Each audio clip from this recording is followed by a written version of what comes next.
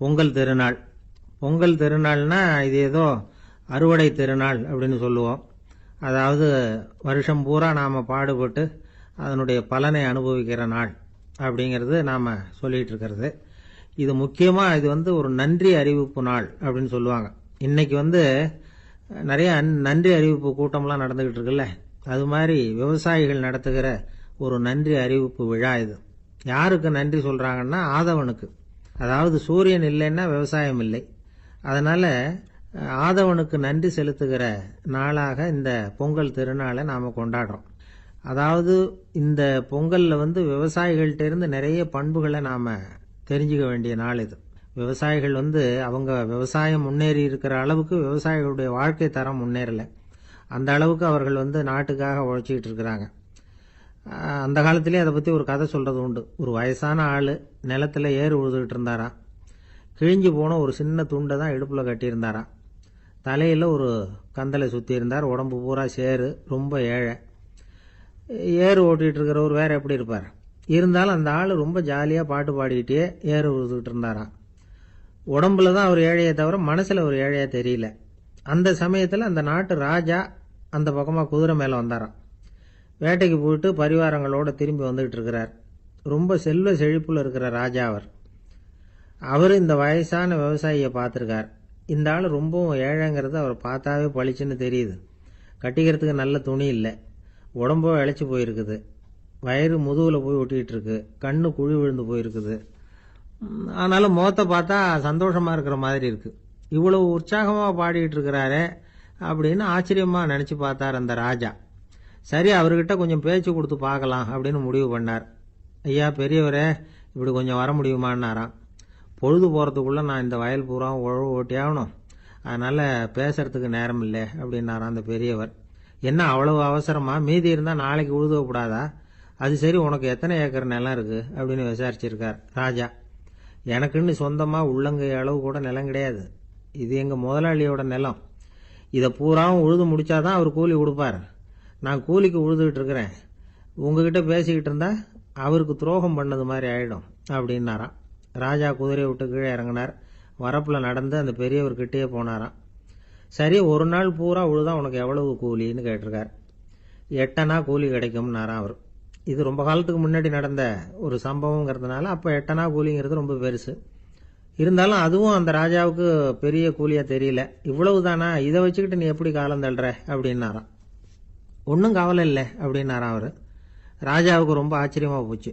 8 அணா கூலி வாங்குற இந்த ஆளு கவலை இல்லாமல் இருக்கிறார், ஏராளமான வசதியோடு இருக்கிறன்னா கவலை இல்லாமல் வாழ முடியலையே அப்படின்னு நினச்சி பார்த்துருக்கார். அது சரி, 8 அணாவில் எப்படி குடும்பம் நடத்துற அப்படின்னு கேட்டாராம். எனக்கு கிடைக்கிற 8 அணாவில் 2 அணா குடும்பத்துக்கு செலவழிக்கிறேன், 2 அணா பழைய கடனுக்கு கொடுக்குறேன், 2 அணா தர்மம் செய்கிறேன், 2 அணா வட்டிக்கு கொடுக்குறேன், ஒரு குறையும் இல்லைன்னாராம். ராஜாவுக்கு ஒன்றும் புரியல. எனக்கு ஒன்றும் புரியலையேன்னு இருக்கார். ஐயா, எனக்கும் என் மனைவிக்கும் 2 அணா செலவாகுது. வயசான அம்மா அப்பா இருக்கிறாங்க, சின்ன வயசுல என்னை காப்பாத்தினவங்க அவங்க. அந்த கடனுக்கு 2 அணா செலவாகுது, அது பழைய கடன். என் தங்கச்சி ஒருத்தி ஆதரவு இல்லாத நிலைமையில தன்னுடைய மகனோட என் வீட்டில் இருக்கிறா. அவளுக்கும் அவள் மகனுக்கும் 2 அணா செலவு பண்றேன், அது தர்மம். எனக்கு 2 பிள்ளைங்க இருக்கிறாங்க, அவங்களுக்கு 2 அணா செலவு பண்றேன், அது வட்டிக்கு கொடுக்கறது மாதிரி. பிற்காலத்தில் அவங்க எங்களை காப்பாற்றுவாங்க. அந்த வகையில் நான் திருப்தியோடு வாழ்ந்துகிட்டு இருக்கிறேன் அப்படின்னாராம். ராஜாவுக்கு அர்த்தம் புரிய ஆரம்பிச்சுதான். அந்த பெரிய நிலத்தை விலை கொடுத்து வாங்கி அந்த பெரியவருக்கே தானமாக கொடுத்துட்டாராம். இப்போ உழுதவருக்கே நிலம் சொந்தமாயிட்டுது. அன்னையிலேருந்து அரசனுக்கும் ஆறுதல் கிடைச்சுதான். இப்படி ஒரு கதை சொல்லுவாங்க. 8 அணா வருமானத்தை வச்சுக்கிட்டு எப்படி காலத்தை தள்ளுறதுன்னு சொல்றதுக்காக இந்த கதையை சொல்றதாக யாரும் தப்பா நினைச்சுக்க கூடாது. கிடைக்கிறத எப்படி பங்கு போடுறார், எப்படி திருப்தியா வாழறார் அப்படிங்கிறது தான் முக்கியம். அது மாதிரி இன்றைக்கு இந்த பொங்கல் திருநாளில் உழவர்கள் மனசு மகிழ்ச்சியா இருந்ததுன்னா அது எல்லாரும் மகிழ்ச்சியா இருக்கிறது மாதிரி அர்த்தம். அதனால அவர்கள்ட்ட இருந்து நாம பாடம் கத்துக்கணும். சில உழவர்கள் தங்கள் நிலத்துல விளையறத தாங்கள் சாப்பிட மாட்டாங்க, அடுத்தவங்கள்ட்ட வித்துட்டு சந்தையில போய் வேற அரிசி வாங்கிட்டு வந்து தான் இவங்க சாப்பிடுவாங்க. அப்படிப்பட்ட விவசாயிகள்லாம் இது உண்டு. பங்கிடுகிற பண்பை உழவர்கள்ட்ட இருந்து கற்றுக்கொள்ளுங்கள் அப்படிம்பாங்க. ஒரு ஆள் நிம்மதியா மகிழ்ச்சியா இருந்தானா, உங்க நிம்மதிக்கும் மகிழ்ச்சிக்கும் என்ன காரணம்னு கேட்டிருக்காரு இன்னொருத்தர். என்கிட்ட இருந்தது பூராவையும் என் பிள்ளைங்களுக்கு சமமா பங்கு போட்டு கொடுத்துட்டேன், எனக்குன்னு எதுவுமே வச்சுக்கல, அதுதான் நிம்மதிக்கு காரணம்னு இருக்கான். உங்ககிட்ட இருந்தது எவ்வளவு இருந்தது அப்படின்னு கேட்டிருக்காரு அவரு. மொத்தமாக ஒரு 50,000 ரூபா இருக்கும் அப்படின்னு இருக்கான். அவ்வளவும் பணமாகவே இருந்ததா அப்படின்னு கேட்டிருக்காங்க அவங்க. இல்லைங்க, அவ்வளவும் கடன், அதை தான் பிரித்து கொடுத்துருக்கேன் பிள்ளைங்க கிட்ட அப்படின்னு நானும். அவன் ஜென் துறவி, அவருக்கு ரொம்ப வயசாயிட்டுது, கடைசி காலம். நண்பர்களெல்லாம் கூப்பிட்டார். நண்பர்களே, நான் வித்தியாசமான முறையில் சாகணும்னு ஆசைப்படுறேன், அதுக்கு ஏதாவது யோசனை சொல்லுங்களேன் அப்படின்னு கேட்டாராம். நண்பர்கள் சிரித்தாங்க. என்ன பேச்சு பேசுகிறீங்க, சாவறதுங்கிறது என்ன விளையாட்டு கத்தனமான காரியமா அப்படின்னு கேட்டிருக்காங்க. அந்த துறவி கொஞ்ச நேரம் யோசனை பண்ணார். அப்புறம் கேட்டாராம், இது வரைக்கும் யாராவது நடந்துக்கிட்டே இறந்துருக்குறாங்களா அப்படின்னாராம். எல்லாரும் இல்லைன்னாங்களாம். ஒருத்தர் மட்டும் சொல்லியிருக்கார், அப்படியும் ஒருத்தர் இறந்துருக்கிறதாக ஒரு கதையில் படிச்சிருக்கிறேன், ஒரு ஞானியால் தான் அப்படியெல்லாம் செய்ய முடியும் அப்படின்னு அவர் சொன்னாராம். சரி, அப்படின்னா அந்த முறை நமக்கு வேணாம், நின்றுக்கிட்டே யாராவது உயிரை விட்டுருக்காங்களா அப்படின்னு விசாரிச்சாராம். அப்படியும் ஒருத்தர் இறந்துருக்கிறார் அப்படின்னாங்களாம். மறுபடியும் அந்த துறவி யோசனை பண்ணியிருக்கிறார். ஏதாவது வித்தியாசமான முறையில் நாம் போகணும் அப்படிங்கிறது அவருடைய விருப்பம். மனிதன் எப்படி வாழ்கிறானோ அப்படி இறப்பது தான் நல்லது. சரி, யாராவது தலைகீழாக யோகம் செய்யும் நிலையில் இறந்துருக்கிறாங்களா அப்படின்னு விசாரிச்சாராம். நண்பர்கள் சிரித்தாங்க. தலைகீழாக நின்னபடி இறந்ததாக நாங்கள் கேள்விப்பட்டதே இல்லை, அது முடியாத காரியம் அப்படின்னு இருக்காங்க. இப்போ அந்த துறவிக்கு திடீர்னு உற்சாகம் வந்துட்டுது. உடனே எழுந்திரிச்சார், தலைகீழாக நின்னார், அப்படியே உயிரை விட்டுட்டார். அவ்வளோதான். அந்த மடாலயத்தில் ஒரே குழப்பம், எப்படி அவரை கீழே இறக்கி படுக்க வைக்கிறது அப்படின்னு புரியல. இப்படி உயிர் விடுறதை பற்றி அவங்க இதுவரைக்கும் கேள்விப்பட்டதும் இல்லை. உண்மையிலேயே இவர் இறந்து தான் போனாராங்கிறதும் தெரியல. சோதிச்சு பார்த்தாங்க. இதய துடிப்பு, நாடி துடிப்பு எல்லாம் நின்று போயிருந்தது. இவர் எப்பவும் இப்படி தான், என்ன பண்ணுறது இப்போ அப்படின்னு சொல்லி எல்லாரும் குழம்பிக்கிட்டு இருக்கிற சமயத்தில் ஒரு பெரியவர் யோசனை சொன்னார். இந்த துறவியோட மூத்த சகோதரி பக்கத்து மடாலயத்தில் இருக்கிறாங்க, அவங்கள இங்கே அழைச்சிட்டு வந்தால் ஏதாவது வழி கிடைக்கும் அப்படின்னார். அந்த அம்மாவுக்கு 90 வயசு. அழைச்சிட்டு வந்தாங்க. ஒரு குச்சியை ஊன்றிக்கிட்டு அப்படியே மெதுவாக நடந்து வந்தாங்க. தம்பி, தலைகீழாக நின்று உயிர் விட்டு இறக்கிறத பார்த்தாங்க. தம்பின்னு கூப்பிட்டு பார்த்தாங்க, ஒன்றும் காணோம். உடனே என்ன பண்ணாங்க, தன்னுடைய கைத்தடியால் தம்பியோட உடலை ஒரு தட்டு தட்டினாங்க. ஏப்பா, சாகிறப்பவும் உன்னுடைய குறும்புத்தனத்தை விடலையா, இப்படியாடா சாகிறது, ஒழுங்காக செத்து தொலை அப்படின்னாங்களாம். அவ்வளவுதான். உடனே அந்த துறவி திரும்பி நேராக நின்னார். அக்கா, கோவப்படாத, நான் ஒழுங்காக சாகிறேன், எப்படி செத்தா என்ன, எல்லாம் எனக்கு ஒன்று தான் அப்படின்னு சொல்லிவிட்டு அப்படியே தரையில் படுத்து உயிரை விட்டாராம். அதுக்கப்புறம் அந்த அம்மா கோலை கையில் எடுத்துக்கிட்டு அப்படியே திரும்பி கூட பார்க்காம அவங்க பாட்டுக்கு போயிட்டாங்களாம். மரணத்தை ஒரு விளையாட்டாக ஆக்கிய அந்த துறவிக்கு வாழ்க்கையே ஒரு விளையாட்டாக தான் இருந்திருக்குது. எந்த நோக்கமும் இல்லாமல் செயல்படுறதுன்னா என்னங்கிறதும் அவருக்கு தெரிஞ்சிருக்குது. பயனை எதிர்பார்க்காம பணி செய்து வாழ்ந்து மறைந்த மகான் அவர். தம்முடைய தொழிலை விளையாட்டு போல செய்ய தெரிஞ்சவருக்கு வாழ்க்கையே ஒரு விளையாட்டாக மாறிடும். எல்லாமே விளையாட்டாகி விடுகிற போது மரணமும் விளையாட்டாகிவிடும் அப்படிங்கிறது தான் அந்த தத்துவம். ஆனால் அதுக்கு முன்னாடி உங்களுக்குள்ளே இருக்கிற உண்மையான நடிகனை நீங்கள் அடையாளம் கண்டுபிடிக்கணும். நீங்கள் நடிக்க வேண்டியதே இல்லை, நீங்கள் ஏற்கனவே நடிச்சுக்கிட்டு தான் இருக்கிறீங்க. நீங்கள் இந்த உண்மையை தெரிஞ்சுக்கணும், அவ்வளவுதான். இதுதான் ஞானிகளுடைய கருத்து. நீங்கள் தெருவில் நடந்து போயிட்டு இருக்கிறீங்க, எதிரில் வர்றவர் உங்களை பார்த்து எப்படி இருக்கிறீங்கன்னு கேட்குறார். நல்லா இருக்கிறேங்கிறீங்க. உண்மையிலேயே நாம் நல்லா இருக்க மாட்டோம், ஏதாவது உடம்புல கோளாறு இருக்கும். ஆனால் அப்படி சொல்லுவோம், நல்லா இருக்கிறேன் அப்படின்னு. அது நடிப்பு தானே. உங்களை சந்தித்ததில் ரொம்ப மகிழ்ச்சி அப்படின்னு சொல்கிறோம். உடனே கொஞ்சம் நிதானமாக யோசிச்சு பாருங்கள், உண்மையிலேயே உங்கள் மனசு மகிழ்ச்சி அடைஞ்சுட்டுதா? அது நடிப்பு தானே. வாழ்க்கையை சரியாக புரிஞ்சுக்கிட்டா எல்லாமே நடிப்புங்கிறது புரியும். கல்யாண பத்திரிக்கை அனுப்பியிருந்தேனே, ஏன்டா வரலன்னு கேட்டான் ஒருத்தன். வந்திருந்தேனே அப்படின்னானா இவன். டேய், ஏன்டா போய் சொல்கிற, நான் பத்திரிக்கையே உனக்கு அனுப்பலையே அப்படின்ட்டுருக்கான் அவன். அதுக்கு இவன் சொன்னானா, பத்திரிக்கை அனுப்புனேன்னு நீ போய் சொல்கிறப்போ கல்யாணத்துக்கு வந்தேன்னு நான் போய் சொல்லக்கூடாதா அப்படின்னானா. ஒரே ஒரு ஊரில் ஒரு ராஜா இருந்தார். அவர் பேரில் மக்களுக்கு ரொம்ப மரியாதை. அவ்வளவு நல்லா ஆட்சி புரிஞ்சுக்கிட்டு வந்தார். அவருக்கு வயசாயிட்டுது. அதனால் ஒரு நாள் அமைச்சரை கூப்பிட்டார். இதை பாருங்கள், எனக்கு வயசாகிட்டுது, அதனால் இந்த அரச பொறுப்பையெல்லாம் நீங்கள் ஏற்றுக்குங்க அப்படின்னார். அதுக்கப்புறம் ராணியை கூப்பிட்டார். வா, நாம் இனிமேல் இங்கே இருக்க வேணாம், காட்டுக்கு போய் தவம் பண்ணலாம் அப்படின்னு கூப்பிட்டார். இந்த செய்தி மக்களுக்கு அறிவிக்கப்பட்டது. மக்கள் உடனே கூட்டம் கூட்டமாக அரண்மனைக்கு வர ஆரம்பிச்சுட்டாங்க. மன்னரை போய் பார்க்குறாங்க. அரசே, தாங்கள் எங்களுக்கு தந்தை மாதிரி. நீங்கள் காட்டுக்கு போயிட்டா நாங்கள்லாம் இங்கே எப்படி இருக்க முடியும்? எங்களுக்கெல்லாம் எந்த துன்பமும் இல்லாமல் பார்த்துக்கிட்டு வர்றீங்க. இது மாதிரியான ஒரு அரசாட்சி இல்லைன்னா மக்கள் வாழ்ந்து என்ன பயன் அப்படின்னாங்க. இருந்தாலும் என்ன பண்ணுறது, வயசாயிட்ட காரணத்தினால இந்த முடிவுக்கு வர வேண்டியிருக்குது அப்படின்னாரா ராஜா. அப்படின்னா நீங்கள் காட்டுக்கு போக வேணாம், நாங்கள் போகிறோம். நாங்கள் அங்கே போய் தவம் பண்ணுறோம், வழிபாடு பண்ணுறோம். கடவுள் வருவார், அவர்கிட்ட வரம் வாங்கிட்டு வந்துடுறோம் அப்படின்னாங்களாம். அப்படி சொல்லிவிட்டு உடனே எல்லாரும் காட்டுக்கு போனாங்க. நாட்டு மக்கள் எல்லாரும் ஒட்டு மொத்தமாக காட்டில் உட்காந்துக்கிட்டு தவம் பண்ணுறதை பார்த்தார் கடவுள். உடனே புறப்பட்டு வந்தார். எல்லாரும் இப்படி உட்காந்துருக்கிறீங்களே, என்ன வேணும் உங்களுக்கு அப்படின்னு கேட்டார். உடனே மக்கள் எல்லாரும் ஒரு குரலில் சொன்னாங்க, சுவாமி, எங்கள் மன்னன் ரொம்ப நாளைக்கு நல்லபடியாக இருக்கணும். அவர் மகிழ்ச்சியாகவும் உடல் நலத்தோடும் இருந்தாதான் நாங்கள் அமைதியாக வாழ முடியும் அப்படின்னாங்க.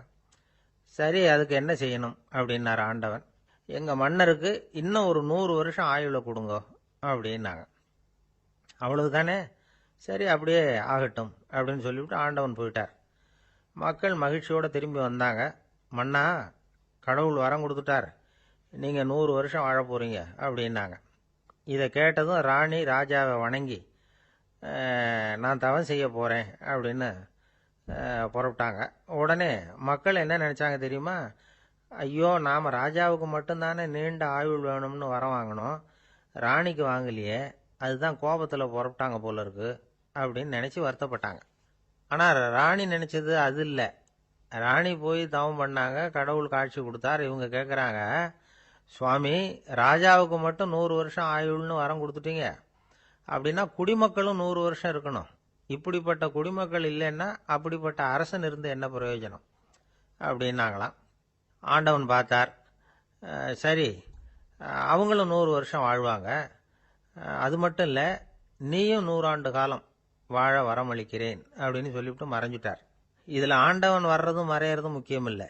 இதில் கவனிக்க வேண்டியது ஆள்கிறவனின் விசாலமானம், குடிமக்களின் விசாலமானம், ஆள்கிறவன் மனைவியினுடைய விசாலமானம். இப்படி ஒரு நாடு இருந்துட்டுதுன்னா எப்படி இருக்கும் வாழ்க்கை நினச்சி பாருங்க. அதனால தான் பெரியவங்கள்லாம் சொல்கிறாங்க, இதய வாசல் திறந்தே இருக்கணும், இதயத்தின் கதவுகளை மூடாதீங்க அப்படின்னு சொல்லுவாங்க. என்கிட்ட ஒருத்தர் சொன்னார், என்னுடைய இதய வாசல் எப்பவும் திறந்தே தான் இருக்குதுன்னார். எதனால் அப்படி சொல்கிறீங்க அப்படின்னு கேட்டோம். டாக்டரே சொல்லிவிட்டார், என்னுடைய இதயத்தில் ஒரு ஓட்டை இருக்குது அப்படின்னு, வால்வு சரியில்லையா அப்படிங்கிறார். ஒரு ஆள் அசையாமல் கிடக்கிறார், அவர் இருக்காரா போயிட்டாராங்கிறத எப்படி முடிவு பண்ணுறோம்? அவர் மூக்குக்கு முன்னாடி புறங்கையை வச்சு பார்க்குறோம், மூச்சு வருதா இல்லையா அப்படிங்கிறத கண்டுபிடிக்கிறதுக்காக. மூச்சுங்கிறது அவ்வளவு முக்கியமான ஒரு விஷயம். சுவாசம் இல்லைன்னா எதுவுமே இல்லை. நம்ம பூமி இருக்க, அது கூட சுவாசிக்குதுங்கிறத சோவியத் விஞ்ஞானிகள் கண்டுபிடிச்சிருக்கிறாங்க. பூமிக்கு மேலே இருக்கிற மண் அடுக்கில் காற்றில் உள்ள ஆக்சிஜன் ஆக்சிகரணம் அடையுது அப்படின்னு தான் இதுவரைக்கும் எல்லாரும் நம்பிக்கிட்டு இருந்தாங்க. ஆனால் இப்போ என்ன கண்டுபிடிச்சிருக்கிறாங்கன்னா, அந்த ஆக்சிஜன் பூமிக்குள்ளே 1 கிலோமீட்டர் ஆழம் வரைக்கும் ஊடுருவி போகுதான். பூமிக்குள்ளே 2 பக்கமும் பல கிலோமீட்டர் வரைக்கும் பரவுதான். பூமிக்குள்ளே இருக்கிற நீர்நிலை அடுக்குகள் தான் நுரையீரல் செய்கிற வேலையை செய்யுதான். நம்ம உடம்புல நுரையீரல் இல்லைன்னா ஒன்றும் நடக்காது. ஒரு மரத்தை தலைகீழாக தொங்க போட்டால் எப்படி இருக்கும் அப்படி யோசிச்சு பாருங்கள்.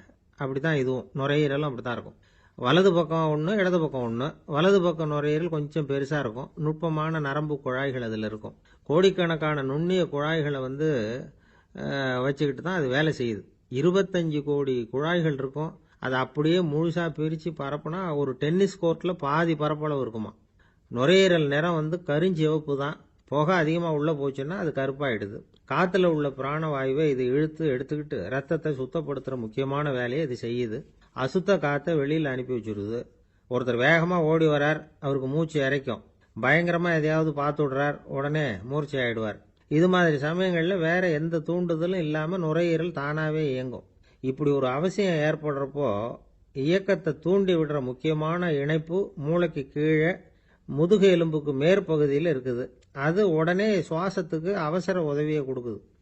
இப்போ ஒருத்தர் பேசாமல் உட்காந்துருக்கார். இந்த சமயத்தில் அவருக்கு 1 பங்கு காற்று தேவைப்படுதுன்னு வச்சுக்கோங்க. அவர் எழுந்திரிச்சு நடக்கும் பொழுது 1.5 மடங்கு தேவைப்படும். ஓடினார்னா 3 மடங்கு தேவைப்படும். படுத்திருக்கிறப்ப 1/2 மடங்கு தான் தேவைப்படும். இதுக்கு நிமிஷத்துக்கு 16 தடவை மூச்சு விட்டாகணும். இப்படி சாதாரணமாக உள்ளே இழுக்கிற காற்று கொஞ்சம்தான் இருந்தாலும் இது மாதிரி 8 மடங்கு காற்றை உள்ளே இழுத்து வச்சுக்கிற சாமர்த்தியம் நுரையீரலுக்கு இருக்குதான். தண்ணி, நுண்கிருமிகள், ரசாயன பொருள் இப்படி எது உள்ளே போனாலும் நுரையீரல் சமாளிச்சுக்கும். 30 வருஷமாக விடாத புகை பிடிக்கிறவர் தொடர்ந்து உள்ளே அனுப்பி வைக்கிற புகையை கூட சமாளிக்குதுன்னா பார்த்துங்களேன். உள்ளே போகிற புகை நுட்பமான சுவாச முடிச்சுகளை அழிச்சு விடுது. கறி புகை அது மேலே படிஞ்சு உபயோகம் இல்லாமல் பண்ணிவிடுது. ஆனாலும் தேவைக்கு அதிகமாக 8 மடங்கு கூடுதலாக சுவாச முடிச்சுகள் நம்ம உடம்புக்குள்ளே இருக்கிறதுனால சமாளிக்க முடியுது. சமாளிக்க முடியலன்னா சில சமயம் மூச்சு திணறும். அதை ஒரு எச்சரிக்கையாக எடுத்துக்கிட்டு புகை பிடிக்கிற பழக்கத்தை விட்டுடணும். அதுதான் நல்லது. ஆனால் அப்படி யார் விடுறது? இணை பிரியாத 2 நண்பர்கள் இருந்தாங்களாம். 2 பேரும் விடாமல் சிகரெட்டு குடிக்கிறவங்க. அதில் ஒருத்தன் செத்து போட்டான். இன்னொருத்தன் அதுக்கப்புறம் 2 சிகரெட்டாக குடிக்க ஆரம்பித்தானான். ஏன் இப்படி பண்ணுறேன்னு கேட்டிருக்காங்க.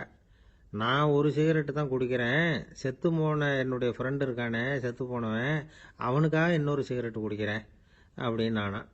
இது ரொம்ப ஆபத்து, விட்டுடு அப்படின்னு சொல்லியிருக்காங்க. சரின்னு ஒத்துக்கிட்டான். ஆனால் அதுக்கப்புறமும் ஒரு சிகரெட் வீதமாக குடிச்சிக்கிட்டே இருந்தான். சிகரெட்டு பழக்கத்தை நீ இன்னும் விடலையான்னு கேட்டாங்களாம். அந்த பழக்கத்தை நான் எப்போ விட்டுட்டேன், இப்போ நான் குடிக்கிறது என் ஃப்ரெண்டுக்காக அப்படின்னு நானா. இவங்கெல்லாம் எப்படி திருந்துறது? எது ரொம்பவும் கஷ்டமான காரியம் அப்படின்னு கேட்டார் ஒருத்தர். ஒருத்தருக்கு ஒருத்தர் சண்டை போடாமல் இருக்கிறது தான் ரொம்ப கஷ்டமான காரியம் அப்படின்னு தோணுது. ஒரு நாட்டுக்கும் இன்னொரு நாட்டுக்கும் சண்டை, நாட்டுக்குள்ளேயே ஒரு குரூப்புக்கும் இன்னொரு குரூப்புக்கும் சண்டை. ஏன் சண்டை போட்டுக்கிறீங்கன்னு கேட்டு பாருங்க. நாங்கள் சமாதானத்துக்காக தான் சண்டை போட்டுக்கிறோம் அப்படிம்பாங்க. வாழறதுக்காக பிறந்த மனுஷன் லட்சியத்துக்காக உயிரை விட தயார் அப்படின்னு சொல்லிட்டு இருப்பான். அப்படி உயிரை விடுறவங்கள நாமளும் பாராட்டுவோம். ஆனால் ஒன்றுமில்லாத விஷயங்களுக்கெல்லாம் சண்டை போடுறவங்களெல்லாம், அப்படிப்பட்டவங்களையும் சரி உயிரை விடுறவங்களையும் சரி என்னன்னு சொல்கிறது? யுத்தங்களாலேயும் சண்டைகளாலேயும் நாம் அடையிறது என்னங்கிறது ஒரு பக்கம் இருக்கட்டும், இழக்கிறது என்ன தெரியுமா? ஏராளமான உயிர்கள். ரத்தம் சிந்தறதுக்கு நான் தயார் அப்படின்னு மார்தட்டி சொல்லலாம். ஆனால் ரத்தம் சிந்தினா உயிர் காத்துக்கிட்டு இருக்க தயார் இல்லை. அதாவது உயிர் நமக்காக காத்துக்கிட்டு இருக்க தயார் இல்லை. இழக்கிற ரத்தத்தை ஈடுகட்டினா தான் உயிரை காப்பாற்ற முடியும். அதனால் இது சம்பந்தமாக ஆராய்ச்சி செய்கிற கட்டாயம் ஏற்பட்டு போச்சு. அதோட விளைவாக புதுசாக ஒன்றை கண்டுபிடிச்சிருக்கிறாங்க. அதுதான் செயற்கை ரத்த பொடி. இப்போ இந்த திடீர் சாம்பார் பொடி, திடீர் ரசப்பொடி, திடீர் காப்பி பொடி இப்படிலாம் சொல்கிறோம்ல, அது மாதிரி இது திடீர் ரத்த பொடி. இஸ்ரேல் ஒரு சின்ன நாடு, மக்கள் தொகை குறைச்சல், அதோட போர்கள் வேறு. அதனால் காயம்பட்டவங்களை காப்பாற்றியே தீர வேண்டிய கட்டாயம். காப்பாற்றணும்னா ரத்த இழப்பை தடுக்கணும். அப்படின்னா உடனடியாக புது ரத்தம் செலுத்தி ஆகணும். திடீர்னு ரத்தம் வேணும்னா எங்கே போகிறது? அதுவும் கிடைக்கிற ரத்தம் சேர்ற குரூப்பாக இருக்கணும். ஒரு வேடிக்கை பார்த்தீங்களா, நான் வேறு குரூப்பு நீ வேறு குரூப்புன்னு இவன் சண்டை போடுறான். இதில் அடிபட்டவனுக்கு ரத்தம் கொடுக்க போனால் அதுலேயும் அது வேறு வேறு குரூப்பாக இருக்குது. அது ரத்தமும் வேறு வேறு குரூப்புன்னு சொல்லிகிட்டு இருக்குது. எந்த குரூப்பு ரத்தம் வேணும்? அது உடனடியாக கிடைக்கலன்னா என்ன பண்ணுறது? இப்படிப்பட்ட கஷ்டம்லாம் நமக்கு வந்துடுது. இதுக்காக தான் விஞ்ஞானிகள் இந்த ரத்த பொடியை கண்டுபிடிச்சிருக்கிறாங்க. அதாவது ஒரு ஆள் அடிபட்டு போட்டான்னு வச்சுங்களேன், அவனுக்கு ரத்தம் கிடைக்கல. உடனே என்ன பண்ணலாம்? இந்த சுத்தப்படுத்தப்பட்ட தண்ணீரை கொஞ்சம் எடுத்துக்க வேண்டியது, அதில் இந்த ரத்த பொடியை கரைக்க வேண்டியது. இப்போ இந்த செயற்கை ரத்தம் தயாராகிட்டுது. இதை அந்த ஆள் உடம்புல ஏற்றி விட்டுற வேண்டியது. இயற்கையாக நம்ம உடம்புல இருக்கிற ரத்தம் என்னென்ன வேலை செய்யுதோ அதே வேலையை இதுவும் செய்யும். அதாவது ஆக்சிஜனை உடம்புல எல்லா இடத்துக்கும் எடுத்துகிட்டு போகுது. அந்த வேலையை இந்த செயற்கை ரத்தமும் செஞ்சுடுது. ஆனால் ஒரு விஷயம், இந்த செயற்கை ரத்தம் ஒரு அவசரத்துக்கு தான் உபயோகப்படுத்தலாம், ஒரு முதல் உதவி மாதிரி. அதை அப்படியே நிரந்தரமாக விட்டுற முடியாது. பின்னாடி தேவையான குரூப்பு உண்மையான ரத்தம் கிடைச்ச உடனே அதை செலுத்திக்கணும். உண்மையான ரத்தத்தை 20லேருந்து 40 நாள் வரைக்கும் தான் பாதுகாக்க முடியும். அதுவும் குளிர்பதன பெட்டியில். அதுக்குள்ளே உபயோகப்படுத்தலைன்னா அது வீணாக போயிடும். இந்த ரத்த பொடி அப்படி இல்லை, எவ்வளோ நாள் வேணும்னாலும் அப்படியே வச்சுருக்கலாம். குளிர்பதன பெட்டியும் தேவையில்லை. ஆனால் ஒன்று, இது தண்ணியில் கலந்து செயற்கை ரத்தமாக ஆக்கிவிட்டா அதோட வலு 72 மணி நேரம் தான், அதாவது 3 நாள். அதுக்குள்ளே அந்த ஆசாமியை எங்கேயாவது ஆஸ்பத்திரிக்கு தூக்கிட்டு போய் உண்மையான ரத்தத்தை கொடுத்துடணும். சண்டையில் அடிபடுறவங்க, சாலை விபத்தில் அடிபடுறவங்க, இவங்களுக்கெல்லாம் அவசரத்துக்கு கை கொடுத்து உதவுறது இந்த செயற்கை ரத்த பொடி. அதுக்கப்புறம் நாம் கொடுக்குற ரத்தம் தான் அவங்கள காப்பாற்றணும். இன்னைக்கு ரத்தத்தை தானமாக கொடுக்க தயாராக இருக்கிற நல்ல உள்ளங்கள் ஏராளம். எவ்வளவு ஆக்சிடென்ட்டு, ஆப்ரேஷன், இதில் சம்மந்தப்பட்டவங்களை காப்பாற்றுறது நாம் தானமாக கொடுக்குற ரத்தம் தானே. ஒரு ஆக்சிடென்ட்டு, ஒரு ஸ்கூட்டர் ஒரு ஆள் மேலே மோதி விட்டுது, பார்த்து வரக்கூடாதா அப்படின்னா அந்த ஆள், நீ தான் பார்த்து நடக்கணும், ஏன்னா 20 வருஷமாக நான் அந்த ஸ்கூட்டரை ஓட்டிகிட்டு இருக்கிறேன் அப்படின்னானா இவன். இதுக்கு அவன் சொன்னானா, நீ தான் பார்த்து ஓட்டணும், ஏன்னா 40 வருஷமாக நான் இப்படி நடந்துக்கிட்டு இருக்கிறேன் அப்படின்னானா. ஒரு ஊரில் ஒரு ராஜா இருந்தார். பெரிய அரண்மனையில் தான் இருக்கிறார். எல்லா வசதியும் இருந்தது. இருந்தாலும் அவர் எல்லாரும் சொல்றது எப்படி தெரியுமா, பிச்சைக்கார ராஜா. அப்படி ஒரு பேர் அவருக்கு நிலைச்சு போச்சு. ஜனங்களும் சரி, மற்ற தேசங்களில் உள்ளவங்களும் சரி, அவர் அந்த பேர் சொல்லியே குறிப்பிடுறது வழக்கமாக போட்டுது. இது அவருக்கு ரொம்ப கவலையாக போச்சு. என்ன இது, நம்மளை தேடி வர்றவங்களுக்கெல்லாம் நாம் சோறு போடுறோம், நம்ம புகழ்ந்து பாடல் ஏற்றி கொண்டு வர்ற புலவர்களுக்கெல்லாம் அவங்க எப்படி வந்தாலும் ஒருவேளை சோறு போடணுங்கிறது உத்தரவு. இவ்வளவுலாம் செஞ்சும் நம்மளை போய் பிச்சைக்கார ராஜான்னு எல்லாரும் சொல்றாங்களே, அது ஏன், எதுக்காக இப்படி சொல்றாங்க? இதுதான் ராஜாவுக்கு குழப்பம். சரி, இதை பத்தி நம்ம அமைச்சர்கள் கிட்ட கேட்கலாமா அப்படின்னு யோசனை பண்ணார். இந்த விஷயத்த போய் அவங்க கிட்ட எப்படி கேட்கறதுன்னு அவருக்கு தயக்கமா இருந்தது. கௌரவ குறைச்சலா தெரிஞ்சுது அவருக்கு. சரி, சாதாரண குடிமக்கள் கிட்ட இதை பத்தி கேட்கலாமா அப்படின்னு யோசனை பண்ணார். கேட்கலாம், ஆனா அவங்க யாரும் ராஜா முன்னாடி வந்து நின்று தைரியமா பேசக்கூடிய அளவுக்கு இல்லை. ராஜாவோட குழப்பம் நாளுக்கு நாள் அதிகமாக போச்சு. கடைசியா அவர் ஒரு முடிவுக்கு வந்தார். அதாவது இதை பத்தி ஒரு பிச்சைக்காரங்கிட்டே கேட்டு பார்த்துட்டா என்ன. இதுதான் அவர் பண்ண முடிவு. உடனே மாறு வேஷம் போட்டுக்கிட்டு நகர்வலம் போனார். ஒரு பிச்சைக்காரனை கண்டுபிடிச்சார். இதை பாருப்பா, நம்ம ராஜாவை எல்லாரும் பிச்சைக்கார ராஜான்னே சொல்றாங்களே, அதுக்கு என்ன காரணமா இருக்கும் அப்படின்னு கேட்டார். அதுக்கு அவன் சொல்றான், இதுக்கான பதில இன்னும் ஒரு 30 நாள்ல சொல்றேன் அப்படின்னா. உடனே இவருக்கு சந்தோஷம். உண்மையை அவங்ககிட்ட சொன்னார். நான் வேற யாரும் இல்லை, நான் தான் இந்த நாட்டு ராஜா. இப்ப நீ என் கூடவே வந்துரு, அரண்மனையிலேயே தங்கிக்கோ, 30 நாள் கழிச்சு எனக்கு பதில் சொல்லிவிட்டு அதுக்கப்புறமா நீ போகலாம் அப்படின்னு சொல்லி அழைச்சிட்டு வந்துட்டார். அரண்மனையில் ஒரு மூலையில் அவன் தங்கறதுக்கு இடம் கொடுத்தார். தினம் 2 வேளையும் இவனுக்கு சோறு போடுங்க அப்படின்னு உத்தரவு போட்டார். ராஜா கொடுத்த இடத்துல போய் உக்காந்துக்கிட்டான் அந்த பிச்சைக்காரன். தினமும் அந்த அரண்மனையில் நடக்கிறதையெல்லாம் கவனிச்சுக்கிட்டு வந்தான். வேளைக்கு சாப்பாடு வரும், சாப்பிட்டுக்கிட்டு இருக்கான். இப்படி 30 நாள் முடிஞ்சுது. ராஜா வந்தார். என்ன, என்னோட கேள்விக்கு பதில் என்னன்னு கண்டுபிடிச்சிட்டியான்னார். கண்டுபிடிச்சிட்டேன்னா. என்ன எல்லாரும் பிச்சைக்கார ராஜான்னு சொல்றாங்களே, அது நியாயமா படுதா உனக்குன்னு கேட்டார். நியாயமா தான் படுது, சந்தேகம் இல்லாம நீங்க பிச்சைக்கார ராஜா தான். என்னதான் நீங்க வசதியோடவும் படைபலத்தோடவும் இருந்தா கூட நீங்க எங்க வர்க்கத்தை சேர்ந்த ஆசாமி தான் அப்படின்னு அடிச்சு சொல்லிவிட்டான் அந்த ஆள். என்னால் அப்படி சொல்றேன்னு கேட்டார் இவர். அரசே, ஒரு உண்மையை கண்டுபிடிச்சு சொல்றதா நான் உங்ககிட்ட சொன்னேன். நீங்க ராஜ பரம்பரைன்னா உடனே உங்க கழுத்துல கிடக்கிற முத்து மாலையை கழட்டி பரிசா கொடுத்துருப்பீங்க, பொன்னையும் மணியையும் கொடுத்துருப்பீங்க. ஆனா நீங்க அப்படி செய்யல. என்ன ஒரு மூலையில உட்கார வச்சு 2 வேளை சோறு போட சொன்னீங்க. உங்களை தேடி யார் வந்தாலும், யார் வந்து பாராட்டி பேசினாலும் அல்லது பிரச்சனைகளை சொன்னாலும் நீங்க செய்யற ஒரே காரியம் சோறு போடுறது தான். பிச்சைக்காரனுக்கு சோறு மட்டும்தான் உலகம். உங்க விஷயத்திலையும் நீங்க அப்படித்தான் நினைக்கிறதாக தெரியுது. நல்லா கவனிங்க. எந்த ஒரு பிரச்சனைக்கும் சோறு தான் முடிவுன்னு நினைக்கிறீங்க பாருங்க. நீங்க சந்தேகமில்லாத எங்களை சேர்ந்த ஆளுதான் அப்படின்னு விட்டான் அந்த பிச்சைக்காரன். அதுக்கப்புறம் தான் அந்த ராஜா தன்னுடைய தவறுகளை எல்லாம் திருத்திக்கிட்டாராம். பசின்னு வர்றவங்களுக்கு சோறு தான் போடணும், அது தப்பு இல்லை. பாராட்ட வர்றவங்களுக்கெல்லாம் சோத்தையே போட்டு அனுப்புனா இப்படிதான் பேர் வரும். எனக்கு தெரிஞ்ச ஒருத்தர் தினமும் யாராவது ஒருத்தரை தன் வீட்டுக்கு அழைச்சிட்டு போவார், சாப்பாடு போட்டு அனுப்புவார். முன்னறிவிப்பு இல்லாம திடீர்னு ஒரு விருந்தாளியோட வீட்டில் போய் இவர் நிக்கிறது வழக்கம். அந்த அம்மாவும் இவருக்காக தயார் பண்ணி வச்சிருந்ததை இவர் அழைச்சிட்டு வந்திருக்கிற விருந்தாளிக்கு போட்டுருவாங்க. விருந்தாளி சாப்பிட்டுட்டு போனதுக்கு அப்புறம் இவர் மனைவி கிட்ட உனக்கு சிரமம் வேணாம் அப்படின்னு சொல்லிவிட்டு பக்கத்துல உள்ள ஒரு ஹோட்டலுக்கு போய் காசு கொடுத்து சாப்பிட்டுட்டு வந்துருவார். பல நாள் இப்படி நடக்கும். ஒரு நாள் அவரை தனியா கூப்பிட்டுக்கிட்டு போய் ஏன் இப்படி பண்றீங்கன்னு கேட்டோம். அதுக்கு அவர் சொல்றாரு, எங்க வீட்டு சாப்பாட்டுல இருந்து தப்பிக்கிறதுக்கு எனக்கு வேற வழி எதுவும் தெரியல சார், அதனாலதான் இப்படி பண்ணிட்டு இருக்கிறேன் அப்படின்னார். ரொம்ப பரிதாபமா. என்னை விட யோக்கியம் இந்த உலகத்துல வேற யாரும் இல்லை சார் அப்படின்னார் ஒருத்தர். அவரை விட அயோக்கியன் வேற யாரும் இருக்க முடியாதுங்கிற முடிவுக்கு கேட்டவங்க வந்துட்டாங்களாம். மனுஷனுக்கு இருக்கிற ஒரு மிகப்பெரிய குறையே தன்கிட்ட இருக்கிற குறை அவனுக்கு தெரியாம போறது தான். ஆனா அடுத்தவங்க கிட்ட இருக்கிற குறை இவனுக்கு தெளிவா தெரிஞ்சிடும். ஒரு ஒட்டகம் ஒரு கொக்கை பார்த்து ஒரு கேள்வி கேட்டுதான். என்ன கேள்வி தெரியுமா? உன் கழுத்து ஏன் இப்படி வளைஞ்சு போயிருக்குது அப்படின்னு கேட்டிருக்கு. இதுக்கு உடம்பே வளைச்சல். இது போய் கொக்கை கிண்டல் பண்ணுது.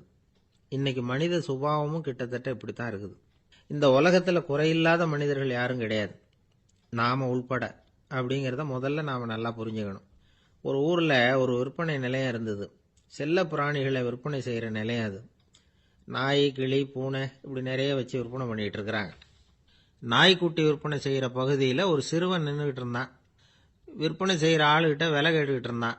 அதோ இருக்குதே அந்த நாய்க்குட்டி என்ன விலை அப்படின்னு கேட்டானா. 1000 ரூபா அப்படின்னாரான். சரி அது வேணாம், இது என்ன விலைன்னு இருக்கான். 500 ரூபா அப்படின்னாரான். இந்த சின்ன பையன் கையில் வச்சிருந்தது வெறும் 50 ரூபா தான். அதனால் இதை விட குறைச்சலாக கிடைக்குமான்னு பார்த்துருக்கான். அந்த கடையில் ஒரு மூலையில் சரியாக கவனிக்கப்படாமல் ஒரு நாய்க்குட்டி படுத்து கிடந்தது. பாவமாக கத்திக்கிட்டு இருந்தது. அதை பார்த்ததுமே இவனுக்கு அது ரொம்ப பிடிச்சி போச்சு. உடனே அந்த கடைக்காரரை பார்த்து, அதுவும் அந்த மூலையில் படுத்து கிடக்குதே அந்த நாய்க்குட்டி என்ன விலை அப்படின்னு கேட்டிருக்கான். தம்பி, அது ஒரு கால் ஊனம், அதனால் அது உன்னோட குதித்து விளையாடவோ ஓடுறதோ அதால் முடியாத காரியம் அப்படின்ட்டுருக்கார் அவர். அது தெரிஞ்சுதாங்க கேட்குறேன், அதோட விலை என்ன அதை மட்டும் சொல்லுங்களேன் அப்படின்ட்டுருக்கான். தம்பி, இது கால் ஊனம் உள்ள ஒரு நாய். இதை போய் காசு கொடுத்து வாங்கிறதுக்கு யாராவது பிரியப்படுவாங்களா? இதை நான் உனக்கு இலவசமாகவே தர்றேன், எடுத்துகிட்டு போ அப்படின்னாரான். இதை கேட்டதும் அந்த சிறுவனுக்கு கோபம் வந்துட்டு தான். நீங்கள் ஒன்றும் சும்மா கொடுக்க வேணாம், இந்தாங்க 50 ரூபா, இதை வச்சுக்கிட்டு நாய்க்குட்டியை கொடுங்க அப்படின்ட்டுருக்கான். அவருக்கு ஒன்றும் புரியல, ஆச்சரியமாக இருந்தது. சரின்னு பணத்தை வாங்கிட்டு நாய்க்குட்டியை தூக்கி கொடுத்தார். அந்த சிறுவன் அந்த நாய்க்குட்டியை 2 கையாலையும் வாங்கினா, மார்போட பிரியமாக சேர்த்து அணைச்சிக்கிட்டான். தெருவில் இறங்கி நடக்கிறான். அப்படி நடக்கும் பொழுது தான் பார்க்குறார், கடைக்காரர் ஆச்சரியமாக அவனை பார்க்குறார். அப்போ தான் அவருக்கு ஒரு விஷயம் புரியுது. அந்த சிறுவன் தெருவில் நாய்க்குட்டியை மார்போடு அணைச்சிக்கிட்டு விந்தி விந்தி நடந்து போய்கிட்டு இருக்கிறான். ஆமாம், அவனுக்கும் ஒரு கால் ஊனம். இந்த நாய்க்குட்டியை யாருமே வாங்க மாட்டாங்கன்னு நினச்சிக்கிட்டு இருந்தார். குறையுள்ள அதுக்கும் ஒரு எஜமானன் கிடைச்சுட்டான். அதனால் ஊனம் ஒரு குறை இல்லை அப்படிங்கிற உண்மையை அந்த கடைக்காரர் புரிஞ்சுக்கிட்டாராம். நம்மால் ஒருத்தர் கொஞ்சம் வயசானவர், எழுந்திரிச்சு சரியாக நடக்க முடியாது, சாய்வு நாற்காலியிலேயே எப்பவும் உட்காந்துருப்பார். அவர் தனக்கு துணையாக ஒரு நாயை பக்கத்தில் வச்சுருந்தார். அதுவும் ரொம்ப வயசான ஒரு நாய், எழுந்திரிக்கவே சிரமப்படும், நடக்கவும் முடியாது. அவர் பக்கத்திலே இதுவும் சோர்ந்து போய் படுத்து கிடக்கும். அந்த பெரியவரை பார்க்க வந்த ஒருத்தர் கேட்டார், ஏங்க, ஒரு சின்ன பையனை உங்களுக்கு துணையாக வச்சுக்கப்படாதா? இந்த நாயை உங்களுக்கு பாதுகாப்பாக வச்சுருக்கிறீங்களே, உங்களுக்கு ஒரு ஆபத்துன்னா இது எப்படி உங்களுக்கு உதவ முடியும் அப்படின்னார். அப்போ அவர் சொன்னாராம், எனக்கு ஒரு ஆபத்துன்னா அந்த சமயத்தில் இந்த நாய் என்னை தனியாக விட்டுட்டு ஓடி போயிடாமல் இருக்கணும்ல, அதுக்காக தான் இதை நான் வச்சுருக்கிறேன் அப்படின்னாராம். நம்மளில் சில பேர் ரொம்ப தைரியமாக இருப்பாங்க. நாம் கூட சொல்கிறது உண்டு, அந்த ஆளுகிட்ட வர்றதுக்கு எமன் கூட பயப்படுவான் அப்படின்னு சொல்கிறது உண்டு. தைரியசாலிகளை நெருங்கிறதுக்கு யமன் பயப்படுவான் அப்படின்னு சொல்கிறது உண்மைதான். அது பொய் இல்லை. மன வலிமை இருக்கு பாருங்க, அது மனுஷனை காப்பாற்றும். இது மருத்துவ ரீதியான உண்மை. உடல் கோளாறுகள் மன ஆரோக்கியத்தை பாதிக்கும். மன எழுச்சி, மன போராட்டம் இதெல்லாம் உடல் இயக்கத்தில் மாறுதலை உண்டாக்குது. சில வகையான நோய்களுக்கும் மனசுக்கும் இருக்கிற சம்பந்தம் என்னங்கிறத பற்றியெல்லாம் இப்போ ஆராய்ச்சி பண்ணுறாங்க. ஆஸ்மா, மூட்டு வலி, பெருங்குடல் அழற்சி, உயர் இரத்த அழுத்தம், சோரியாசிஸுங்கிற தோல் வியாதி, வயிற்று புண்ணு, இந்த தைராய்டு நச்சுத்தன்மை, இது மாதிரி நோய்களை உண்டாக்குறதுல மனசோட பங்கு என்னங்கிறத பற்றியெல்லாம் ஆய்வு பண்ணி பார்த்துருக்குறாங்க. எதுக்கு எடுத்தாலும் சோர்ந்து போகிறது, தோண்டு போகிறது, இப்படிப்பட்ட மனவாகு, அதோட யாரும் நமக்கு உதவ முடியாது அப்படிங்கிற மனோபாவம், கைவிடப்பட்ட மனநிலைமை, இதெல்லாம் நோயோட தீவிரத்தை ரொம்ப அதிகரிக்க செய்யுதான். இவங்கெல்லாம் அந்த கைகால் வலிக்குது, உடம்பு அசதியாக இருக்குது, தூக்கம் வரல, முதுகு வலிக்குது, உடம்புல உணர்ச்சி குறையுது, கை கால் விரல்லாம் மரத்து போகுது, இப்படி ஏதாவது சொல்லிக்கிட்டு டாக்டர்களை தேடி வந்துக்கிட்டு இருப்பாங்க. நெஞ்சு வலி யாருக்கு வருது தெரியுமா? பதற்றம், போட்டி மனப்பான்மை, அளவுக்கு அதிகமான வேகம், துடிப்பு, பேராசை, எதுலேயும் கட்டுப்பாடு, நேரம் தவறாமை, அப்புறம் இதெல்லாம் உள்ள மனவாக உள்ளவங்க இருக்கிறாங்கல்ல, அவங்க பெரும்பாலும் நெஞ்சு வலிக்கு ஆளாயிடுறாங்களாம். ஃப்ரீட்மேன் அப்படிங்கிறவர் நிறைய ஆராய்ச்சியெல்லாம் பண்ணி பார்த்துட்டு இதை உறுதிப்படுத்தியிருக்கிறார். அவர் பண்ணின ஆராய்ச்சியில் என்னெல்லாம் தெரிய வந்தது தெரியுமா? பொறுப்பு அதிகம் உள்ளவங்களுக்கு கண்டிப்பாக ரத்த அழுத்தம் வரும், அதிகமாக இருக்குமா. அதே மாதிரி கண்டிப்பாக இருக்கிறாங்கல்ல, அவங்களுக்கும் ரத்த அழுத்தம் அதிகரிக்குமா. ரத்த அழுத்தம் தனக்கு அதிகமாக இருக்குங்கிறத தெரிஞ்சுக்கிட்டவங்க தலைவலி, மயக்கம், இந்த தலை சுத்தல், அசதி, இது மாதிரியான உணர்வுகளை அவங்களுக்கு வந்துடும், அது மாதிரி உணர்வு. ஆனால் உண்மை என்ன தெரியுமா? இதெல்லாம் ரத்த அழுத்தத்தினால இல்லை, ரத்த அழுத்தம் கட்டுப்பாட்டுக்குள்ள இருந்தா கூட இவங்க இப்படி நினைக்கிறாங்களாம். இதுக்கு காரணம் மனசு தான் அப்படிங்கிறார் அவர். சில பேர் எப்படி தெரியுமா, ஒருத்தர் மாரடைப்பால் இறந்து போனார் அப்படின்னு கேள்விப்பட்டா போதும், இறந்து போறதுக்கு காரணம் இதயம்தான் அப்படிங்கிற பீதியால, இதய தளர்ச்சி அப்படிங்கிற மனநோயால பாதிக்கப்படுறார். இவங்கெல்லாம் அடிக்கடி தங்களுடைய இதய பகுதியை தொட்டு பார்த்துக்குவாங்க, நாடியை பிடிச்சி பார்த்துக்குவாங்க. அடிக்கடி மூச்சை உள்ளுக்கு இழுத்து வெளியில் விட்டு வலி வருதா அப்படின்னு பார்த்துக்கிட்டு இருப்பாங்க. வேற எங்கேயாவது வலிச்சா கூட நெஞ்ச வலிக்குதா அப்படின்னு பார்ப்பாங்க. நெஞ்சு வலிக்குதுன்னு கூட சில பேர் சொல்ல ஆரம்பிச்சிருவாங்க. ஆஸ்மாவுக்கும் மனசுக்கும் சம்பந்தம் உண்டு. தீர்வு காண முடியாத மன போராட்டங்கள் எல்லாத்துக்கும் அடுத்தவங்களையே சார்ந்து இருக்கிற மனநிலை, இதெல்லாம் ஆஸ்மாவினுடைய தீவிரத்தை அதிகப்படுத்திடும். பயம், இது எப்படின்னா என்ன நடக்குமோங்கிற பதற்ற நிலை, அப்புறம் இந்த பயம் இதெல்லாம் சுவாசித்தலை அதிகரிக்க செய்யுது இல்லையா. இதனால ரத்தத்தின் காரத்தன்மை அதிகமாகி நோயின் தீவிரமும் அதிகமாகுது. மன போராட்டம், மனக்கவலை, மன இறுக்கம் இதெல்லாம் தோல் வியாதியை தூண்டி விடுதான். இது மாதிரி இன்னும் எவ்வளவோ இருக்குது. அதனால இன்னைக்கு நமக்கு தேவை என்னன்னா மன வலிமை, மலர்ந்த முகம். இது ரெண்டும் இருந்துட்டுதுன்னா பலவிதமான நோய்கள் நம்ம கிட்ட நெருங்கி வராது. டாக்டர், என்ன நெருங்காம இருக்கிறதுக்கு நான் ஒரு காரியம் பண்றேன் அப்படின்னார் ஒருத்தர். அவர் என்ன அர்த்தத்தில் சொன்னார்னா, டாக்டர் அவரை நெருங்காம இருக்கிறதுக்கு அவர் ஒரு காரியம் பண்றாராம். நண்பர்கிட்ட சொன்னார். நண்பர் கேட்டார், அது என்ன காரியம் பண்ற அப்படின்னு கேட்டார். தினம் ஒரு ஆப்பிள் பழம் சாப்பிட்றேன்னார் அவர். ஏன்னா ஆங்கிலத்தில் ஒரு பழமொழி சொல்லுவாங்கல்ல, an apple a day keeps doctor away அப்படிம்பாங்க.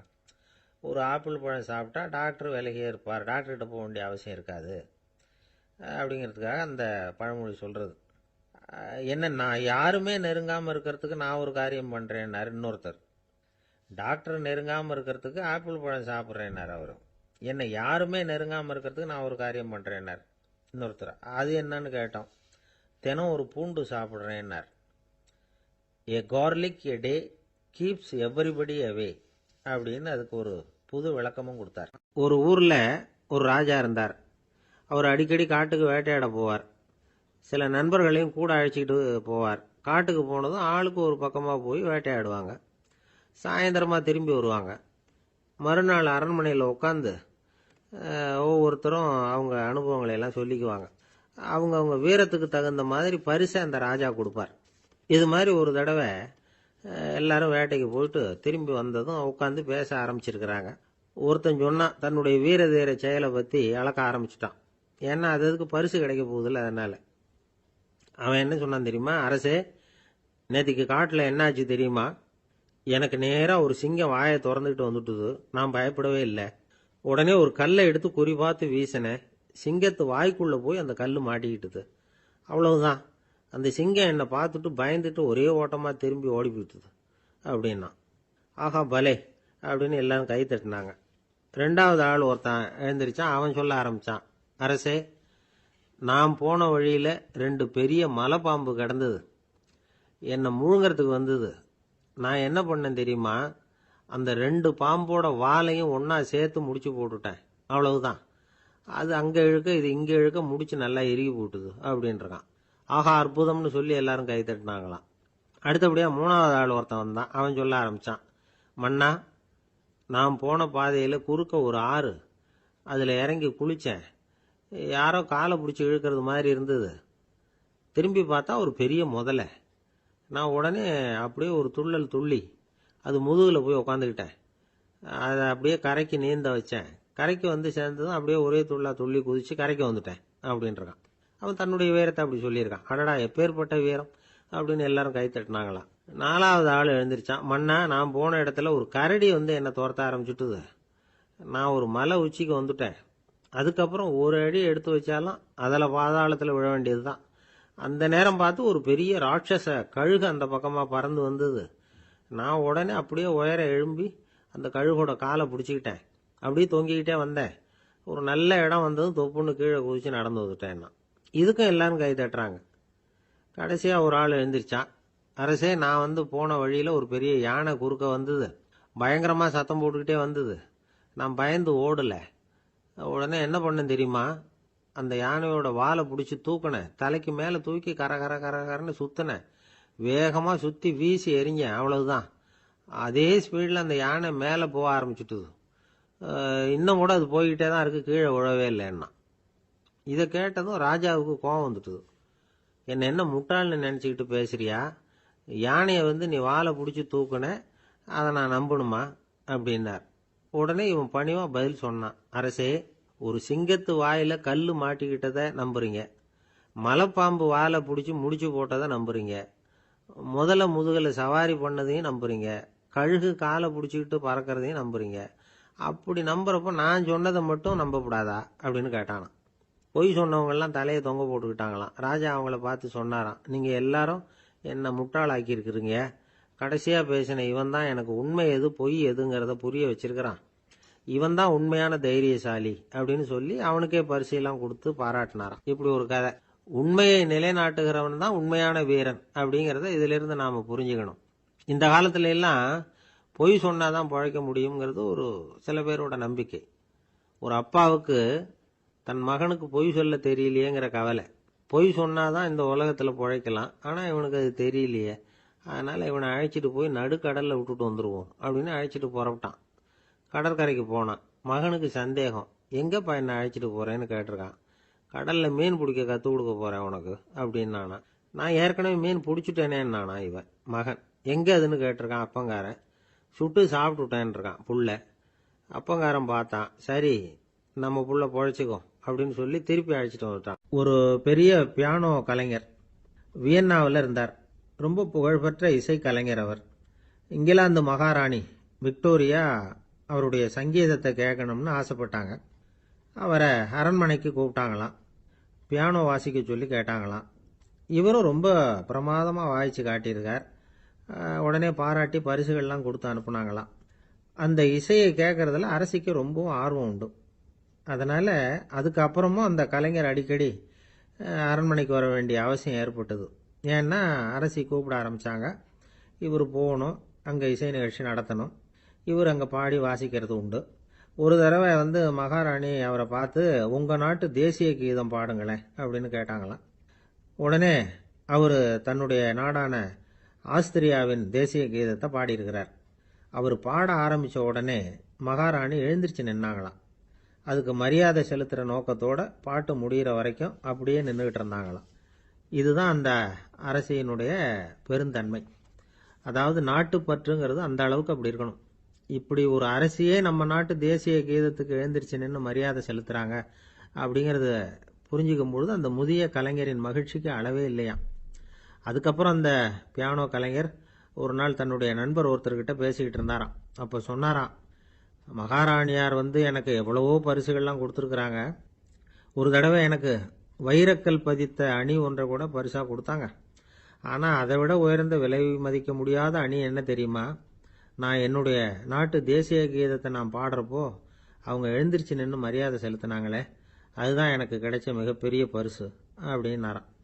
எனக்கு தெரிஞ்ச சங்கீத வித்வான் ஒருத்தர் இருக்கார். சமீபத்தில் ஒரு நாள் அவரை பார்த்தேன். எப்படி போயிட்டுருக்கு உங்கள் தொழில் அப்படின்னு கேட்டேன். ரொம்பவும் வித்தியாசமாக போயிட்டுருக்குங்க அப்படின்னார். என்ன சொல்கிறீங்க அப்படின்னேன். முன்னாடியெல்லாம் நான் பாடினா எதிரில் இருக்கிறவங்க தான் எழுந்திரிச்சு போயிட்டு இருந்தாங்க. இப்போ எப்படின்னா நான் பாட ஆரம்பிச்சுட்டா உடனே பக்கவாத்தியக்காரனே எழுந்திரிச்சு போயிடுறான் அப்படின்னார் ரொம்ப வேதனையோட. அளவுக்கு மிஞ்சினால் அமிர்தமும் நஞ்சு அப்படின்னு சொல்லுவாங்க. அது உண்மைதான். ஒருத்தருக்கு அளவுக்கு மீறிய புகழ் வந்துட்டுதுன்னு வச்சுங்க, அது கூட ஆபத்தாக போயிடுறது உண்டு. பழங்காலத்துல எல்லாம் கிரேக்க தேசத்தில் ஒரு பழக்கம் உண்டாம். அதாவது யாராவது ஒருத்தரை நாடு கடத்தணும்னா அதுக்கு ஒரு வழி உண்டு. அதாவது ஒருத்தரை நாடு கடத்தணும்னு மக்கள் விரும்புகிறாங்கன்னு வச்சுங்களேன், அவர் பேரை ஒரு மண்பாண்ட ஓட்டுச்சில்லில் எழுதி அதை ஒரு குறிப்பிட்ட பொது இடத்துல போட்டுற வேண்டியது, அவ்வளவுதான். இது மாதிரி பல பேர் போட்டுக்கிட்டே இருப்பாங்க. எல்லாம் அப்படியே குவிஞ்சு போயிடும். அந்த ஓட்டாஞ்சில்லு குவியலில் யாருடைய பேர் அதிகமாக இருக்குதோ அந்த நபரை ஒரு 10 ஆண்டுகள் நாடு கடத்தி விடுவாங்க. இது அந்த ஊர் வழக்கமா. ஒரு நாள் அந்த குவியலுக்கு பக்கத்தில் ஒரு ஆள் நின்றுக்கிட்டு இருக்கிறான். அவன் கையில் ஒரு ஓட்டாஞ்சில்லு வச்சிருக்கிறான். அதில் யாரோட பேரையோ எழுதணும், எழுதி அந்த இடத்துல போடணுங்கிறது அவன் ஆசை. ஆனால் அவன் படிக்காதவன், அதனால் எழுத தெரியல. யாராவது அந்த வழியாக வர்றாங்களான்னு பார்த்துக்கிட்டே நின்றுக்கிட்டு இருந்தான். ஒரு பெரியவர் வந்துக்கிட்டு இருந்தார். அவர்கிட்ட ஓடினான்.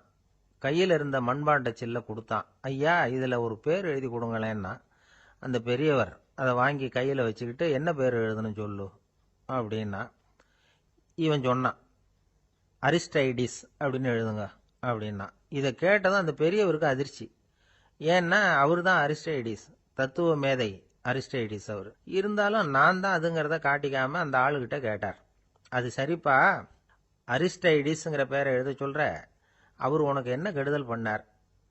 அவர் பேரை இதில் எழுத சொல்றியே அப்படின்னு கேட்டிருக்கார்.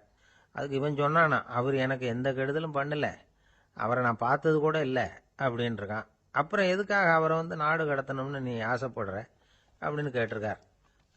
இப்போ அந்த ஆள் சொல்கிறான், அரிஸ்டைடஸை பற்றி எல்லாரும் பேசுகிறாங்க, அவர் ரொம்ப நல்லவர், அவர் ஒரு பெரிய அறிவாளிங்கிறாங்க, அவர் ஒரு பெரிய வள்ளல், பேரறிஞர், இப்படி எல்லாரும் சொல்கிறத கேட்டு கேட்டு எனக்கு ரொம்ப அலுத்து போயிட்டுது, அதனால தான் வெறுப்பாயிட்டேன் அப்படின்னு நானும். இதிலேருந்து என்ன தெரியுது? நாம் நல்லவனாக இருக்கிறதுல ஒன்றும் இடைஞ்சல் இல்லை.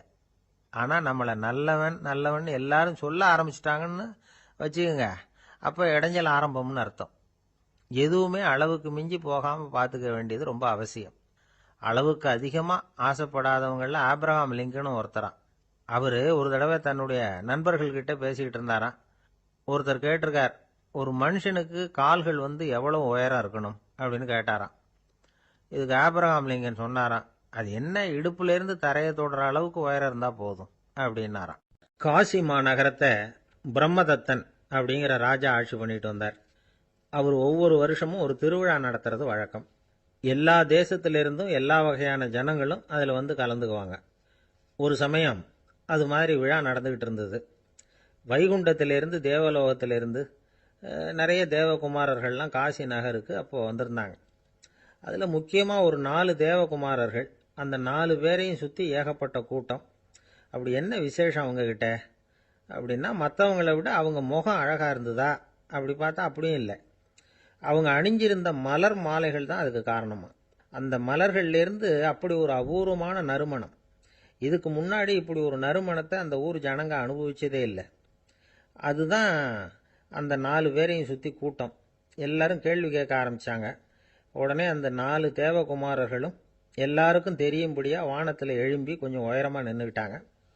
கீழே நின்றுக்கிட்டு இருந்த அரசன்லேருந்து ஆண்டி வரைக்கும் ஒருத்தர் பாக்கி இல்லாமல் ஒரே குரலில் எல்லாரும் அவங்கள பார்த்து, எங்களுக்கும் இது மாதிரி மாலையை போட்டுக்கணும்னு ஆசையாக இருக்குது, அதுக்கு நீங்கள் தான் அருள் பண்ணணும் அப்படின்னு கேட்டுக்கிட்டாங்க.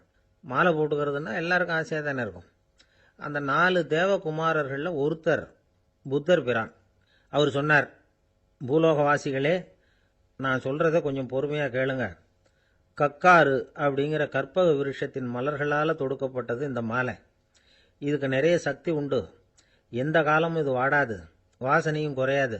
ஆனால் இதை அணிந்து கொள்றதுக்கு சில தகுதிகள் தேவை அப்படின்னார். என்ன தகுதி அது சொல்லுங்களேன் அப்படின்னு ஏக காலத்தில் எல்லாரும் சத்தம் போட்டாங்க. தீய இயல்புகள் உள்ளவங்க, இழிந்த சிந்தனை இழிந்த செயல் உள்ளவங்க இந்த மாலையை அணிய முடியாது அப்படின்னார். அவ்வளோதான். கூட்டத்தில் சத்தம் போட்டவங்கள்லாம் மெதுவாக அப்படி அடங்க ஆரம்பிச்சிட்டாங்க.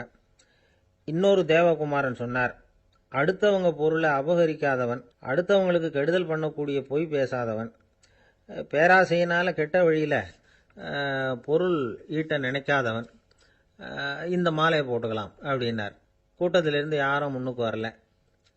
ஒரே ஒரு ராஜகுரு மட்டும் கொஞ்சம் முன்னாடி வந்தார். பெரியவர், படித்தவர் அவர். எனக்கு தகுதி இருக்குது அந்த மாலையை போட்டுக்கிறதுக்கு அப்படின்னார். வேற ஒன்றும் இல்லை, பொய் சொல்லியாவது அந்த மாலையை வாங்கிக்குவோமே அப்படின்னு முடிவு பண்ணிட்டார் அவர். அவ்வளோதான், மாலையை வாங்கிட்டார். அடுத்த தேவகுமாரன் பேசினார். யாருக்கு திடமான அறிவும் மனமும் இருக்குதோ, யாருக்கு நல்ல காரியங்களில் அசையாத ஈடுபாடு இருக்குதோ, நல்ல அரிய பொருள்களை தனியாக தான் மட்டும் அனுபவிக்க விரும்பாதவர் யாரோ அவர் முன்னாடி இந்த மாலையை வாங்கிக்கலாம் அப்படின்னார். அந்த தகுதியும் எனக்கு இருக்குன்னார் ராஜகுரு. மாலையை வாங்கி போட்டுக்கிட்டார். இன்னொரு ராஜகுமாரன் பேச ஆரம்பித்தார். அறநெறியில் செல்வம் சேர்க்கணும், ஆடம்பர பொருள்களுக்கு அடிமையாகக்கூடாது, வெற்றி அடைஞ்சாலும் கர்வம் வரக்கூடாது, அப்படிப்பட்டவங்க இந்த மாலையை போட்டுக்கலாம்னார். துணிஞ்சு பொய் சொல்லி அதையும் வாங்கி கழுத்தில் போட்டுக்கிட்டார் இந்த ராஜகுரு.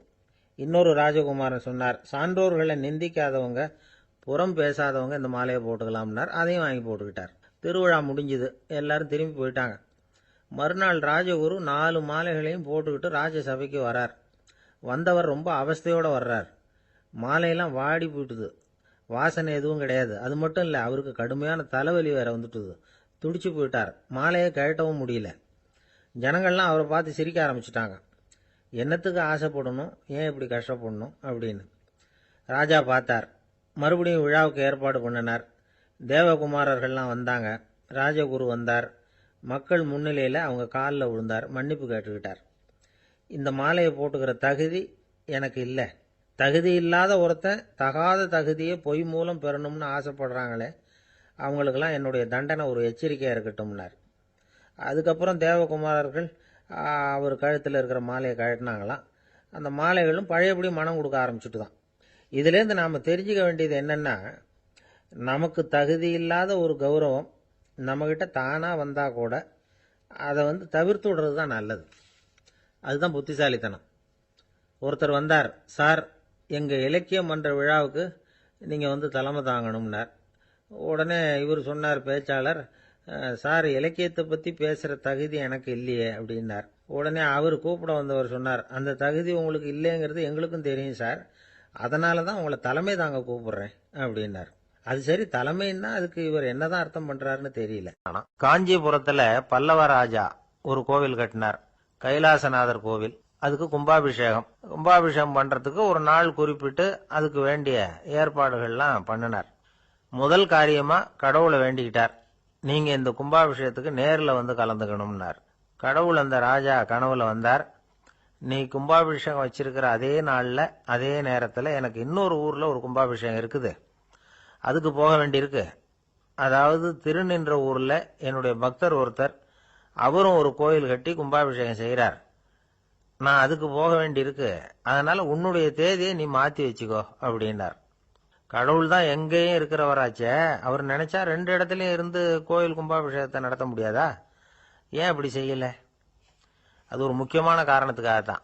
திருநின்ற ஊர்ல இருந்த பூசலாருங்கிற அந்த அடியாரின் பெருமையை இந்த உலகத்துக்கு எடுத்து காட்டணுங்கிறதுக்காகத்தான் கடவுள் அந்த ராஜா கிட்ட அப்படி சொன்னார். சரி, அந்த அடியார் அப்படி என்னதான் பெருசா கோயில் கட்டி விட்டார்? ராஜா கட்டின கோயிலை விட பெருசா? அவர் கட்டினது கருங்கல்லாலேயோ மண்ணாலேயோ மரத்தாலேயோ இல்ல. அவர் கட்டின கோயில் வேற மாதிரி. அது மனசால கட்டின கோயில், மனசுக்குள்ள இருக்கிற கோவில், மனக்கோவில்.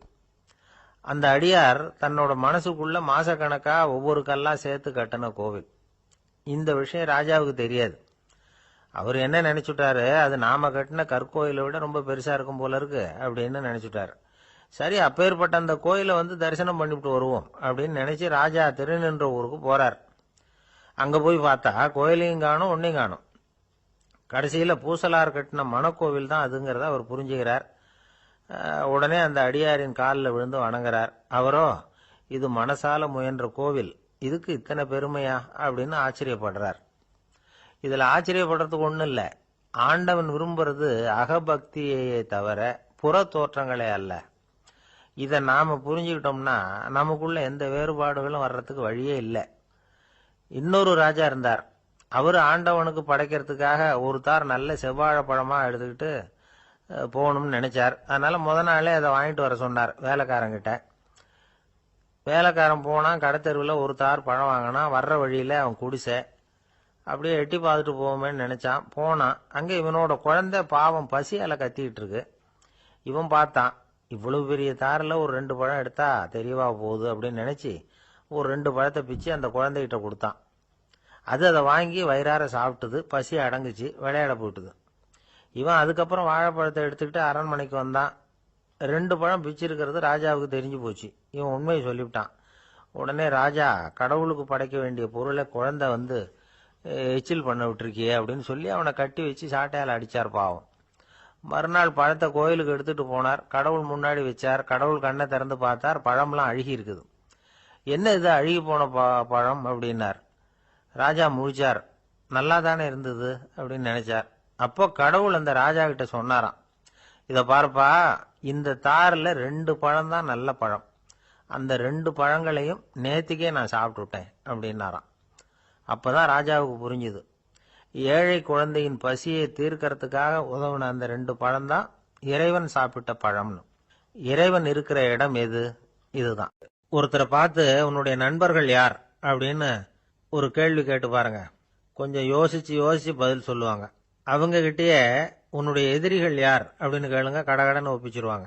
நம்ம மனசு இருக்க அது எப்படின்னா, நம்ம நண்பர்களை விட எதிரிகளை அது நல்லா ஞாபகத்தில் வச்சுக்கும். இது ஒரு ஆச்சரியமான உண்மை. உங்களால நண்பர்களை மறந்துட முடியும், ஆனா எதிரிகளை மறந்துட முடியாது. இது ஒரு வேடிக்கையான நிலைமை தான்.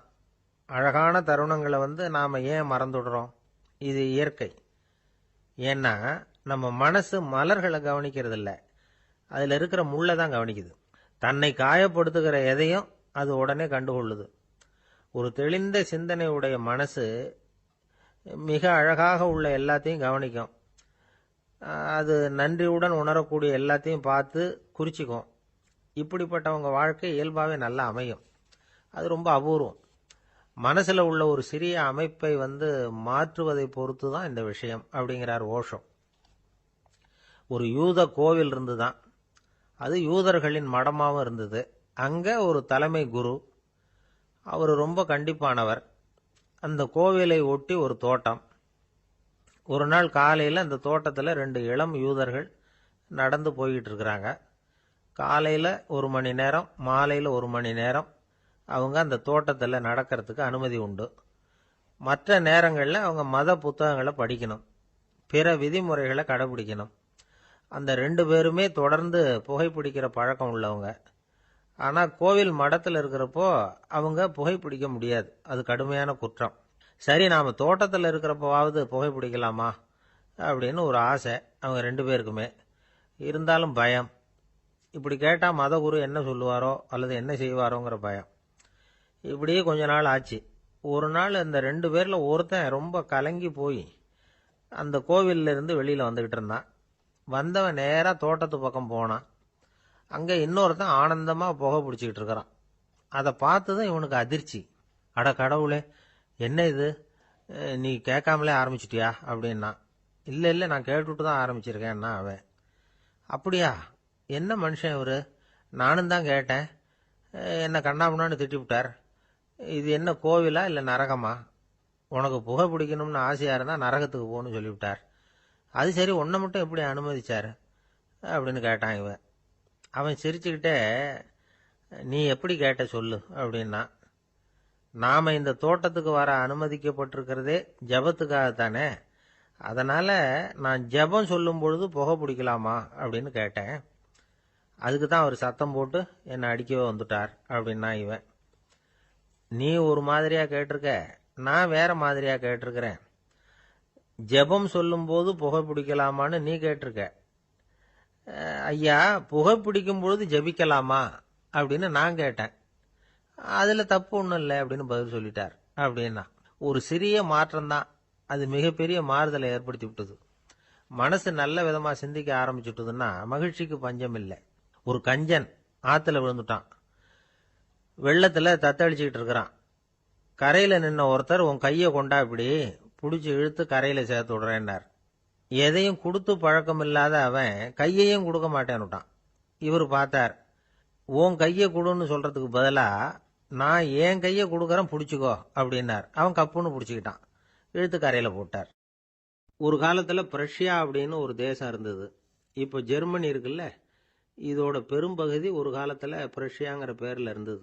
அப்போ அதுக்கு அரசரா இருந்தவர் மகா ஃப்ரெடரிக், அதாவது ஃப்ரெடரிக் தி கிரேட் அப்படின்னு சொல்லுவாங்க.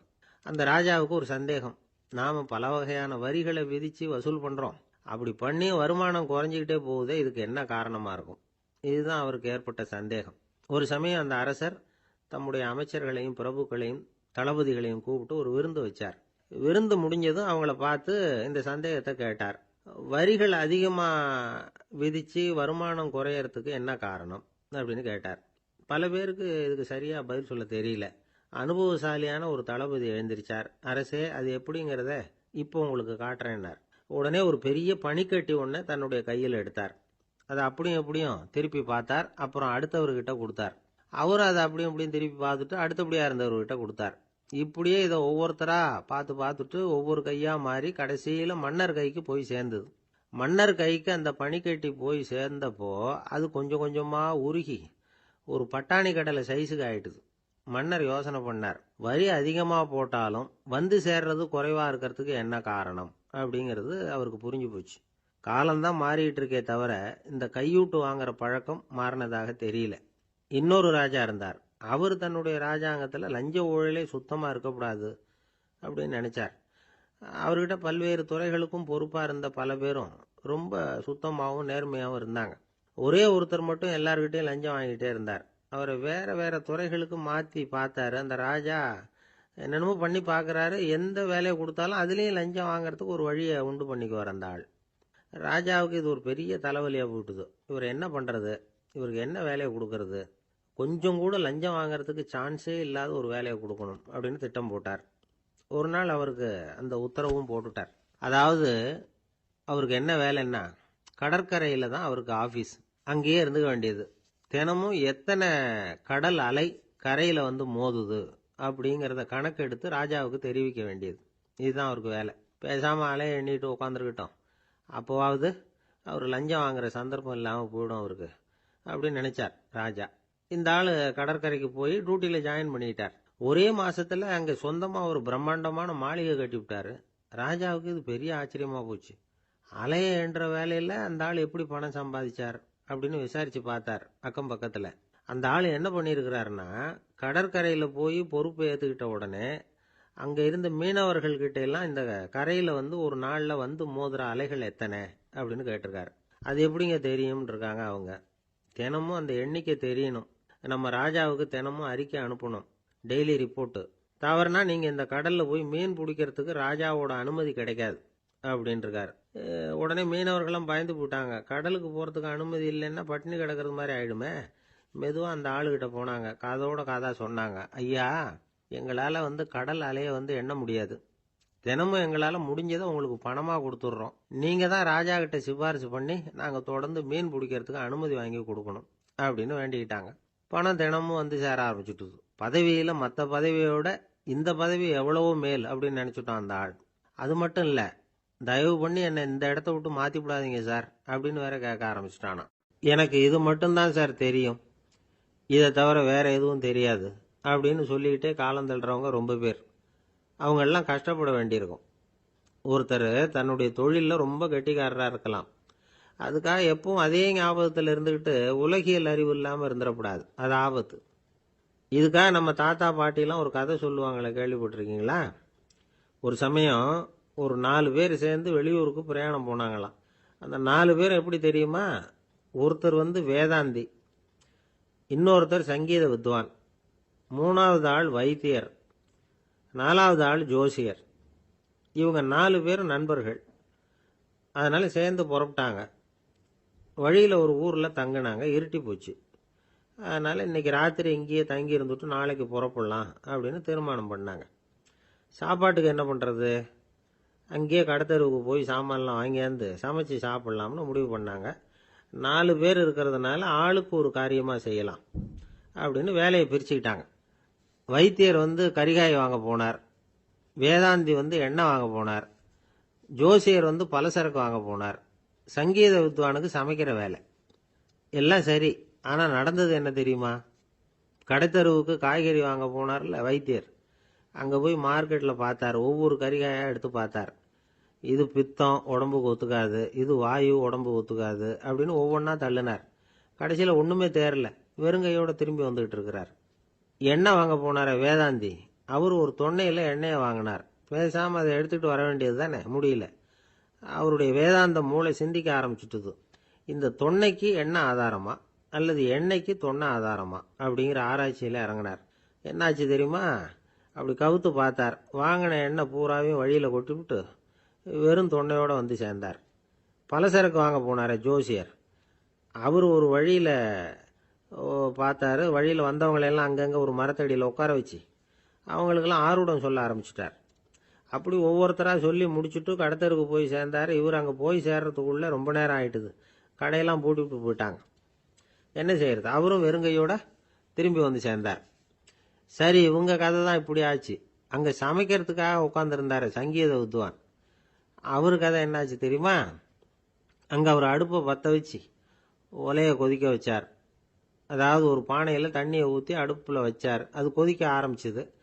தண்ணி கொதிக்கிற சத்தம் இருக்குதுல்ல, அது இவருக்கு தாளம் போடுறது மாதிரி இருந்தது. ஒரே குஷி, பாட ஆரம்பிச்சுட்டார். பாடிக்கிட்டே உற்சாகமாக கையில் இருந்த கரண்டியால் அந்த பானையில் தட்டினார், தாளம் போடுறதா நினச்சிக்கிட்டு. அவ்வளவுதான், பானை பட்டுன்னு உடஞ்சி போச்சு. தலையில் கை வச்சுக்கிட்டு அவரும் உட்காந்துட்டார். எந்த தொழில் தெரிஞ்சாலும் சரி, அதை புத்திசாலித்தனமாக பயன்படுத்த தெரியலன்னா ஆபத்து தான். அதுக்காக தான் இந்த கதை. ஒரு பஸ்ஸு டிரைவர் ரொம்ப கெட்டிக்காரரு. பஸ்ஸை ரொம்ப திறமையாக ஆபத்து இல்லாமல் ஓட்டினதுக்காக பரிசுலாம் வாங்கினவர். அவரே ஒரு படகு ஓட்டுறதுக்காக அழைச்சிட்டு போயிருக்கிறாங்க, மோட்டார் படகு. அதையும் ரொம்ப திறமையாக தான் ஓட்டிகிட்டு போயிருக்கிறாரு. நடுக்கடலில் போனதும் படகு நின்று போச்சு. மோட்டாரில் ஏதோ கோளாறு. என்ன செய்யலாம் அப்படின்னு அந்த டிரைவரை கேட்டிருக்கிறாங்க படகுல இருந்தவங்கெல்லாம். அப்போ அவர் சொன்னாராம், கவலைப்படாதீங்க, ஒன்றும் பிரச்சனை இல்லை, எல்லாரும் கொஞ்சம் கீழே இறங்கி பின்னாடி தள்ளுங்க, மோட்டார் ஸ்டார்ட் ஆகிடும் அப்படின்னாராம். 12ஆம் பாடல். கனைத்திளம் கற்றெருமை கன்றுக்கு இறங்கி நினைத்து முலை வழியே நின்று பால் சோர நனைத்தில்லம் சேராக்கும் நற்செல்வன் தங்காய் பனித்தலை வீழனின் வாசல் கடை பற்றி சினத்தினால் தென்னிலங்கை கோமானைச் செற்ற மனத்துக்கு இனியானை பாடவும் நீ வாய் திறவாய் இனித்தான் எழுந்திராய் ஈதன்ன பேருறக்கம் அனைத்தில்லத்தாரும் அறிந்தேலோர் எம்பாவாய். இதனுடைய பொருள், கன்றை பிரிந்த எருமை தன் கன்றை நினைத்து கனைத்து அந்த நினைப்பால் தனது காம்புகளிலிருந்து விடாது பால் பொழிவதால் வீடெல்லாம் பால் வெள்ளமிட்டு சேராகி கிடக்கின்ற வீட்டின் தலைவனான பெரும் செல்வத்தை பெற்றிருப்பவனது தங்கையே. முன்பு பெரும் கோபத்தால் தென்னிலங்கை மன்னனான ராவணனை அழித்து ஒழித்த மனத்திற்கு இனியவனான ராமபிரானை புகழ்ந்து மார்கழி மாத பனி தலையில் விழுந்து கொண்டிருக்க நாங்கள் உன் வீட்டு வாசலில் கீர்த்தனம் செய்வதை கேட்டும் நீ உறங்கலாமா? கதவை திற, பொழுது விடிந்து இன்னும் நீ உறங்குவது எல்லா வீட்டாருக்கும் தெரிந்துவிட்டது, இனியாவது எழுந்திரு, என்ன இது பெரிய உறக்கம் என்கிறார்கள். இந்த பாடலில் எழுப்பப்படுகிறவள் கண்ணபெருமானுடைய நெருங்கிய நண்பனுடைய தங்கை. அவளை எழுப்புகிற போது நற்செல்வன் தங்காய் என்று அவர்கள் அன்போடு அழைக்கிறார்கள்.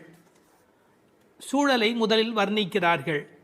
ஒரு எருமை அவிழ்த்துவிட்ட பிறகும் பால் கறவாமல் விட்டுவிட்டதால் தன் கன்றை நினைத்து அது பால் பொழிகிறது, அதனால் வீடு சேராகிறது.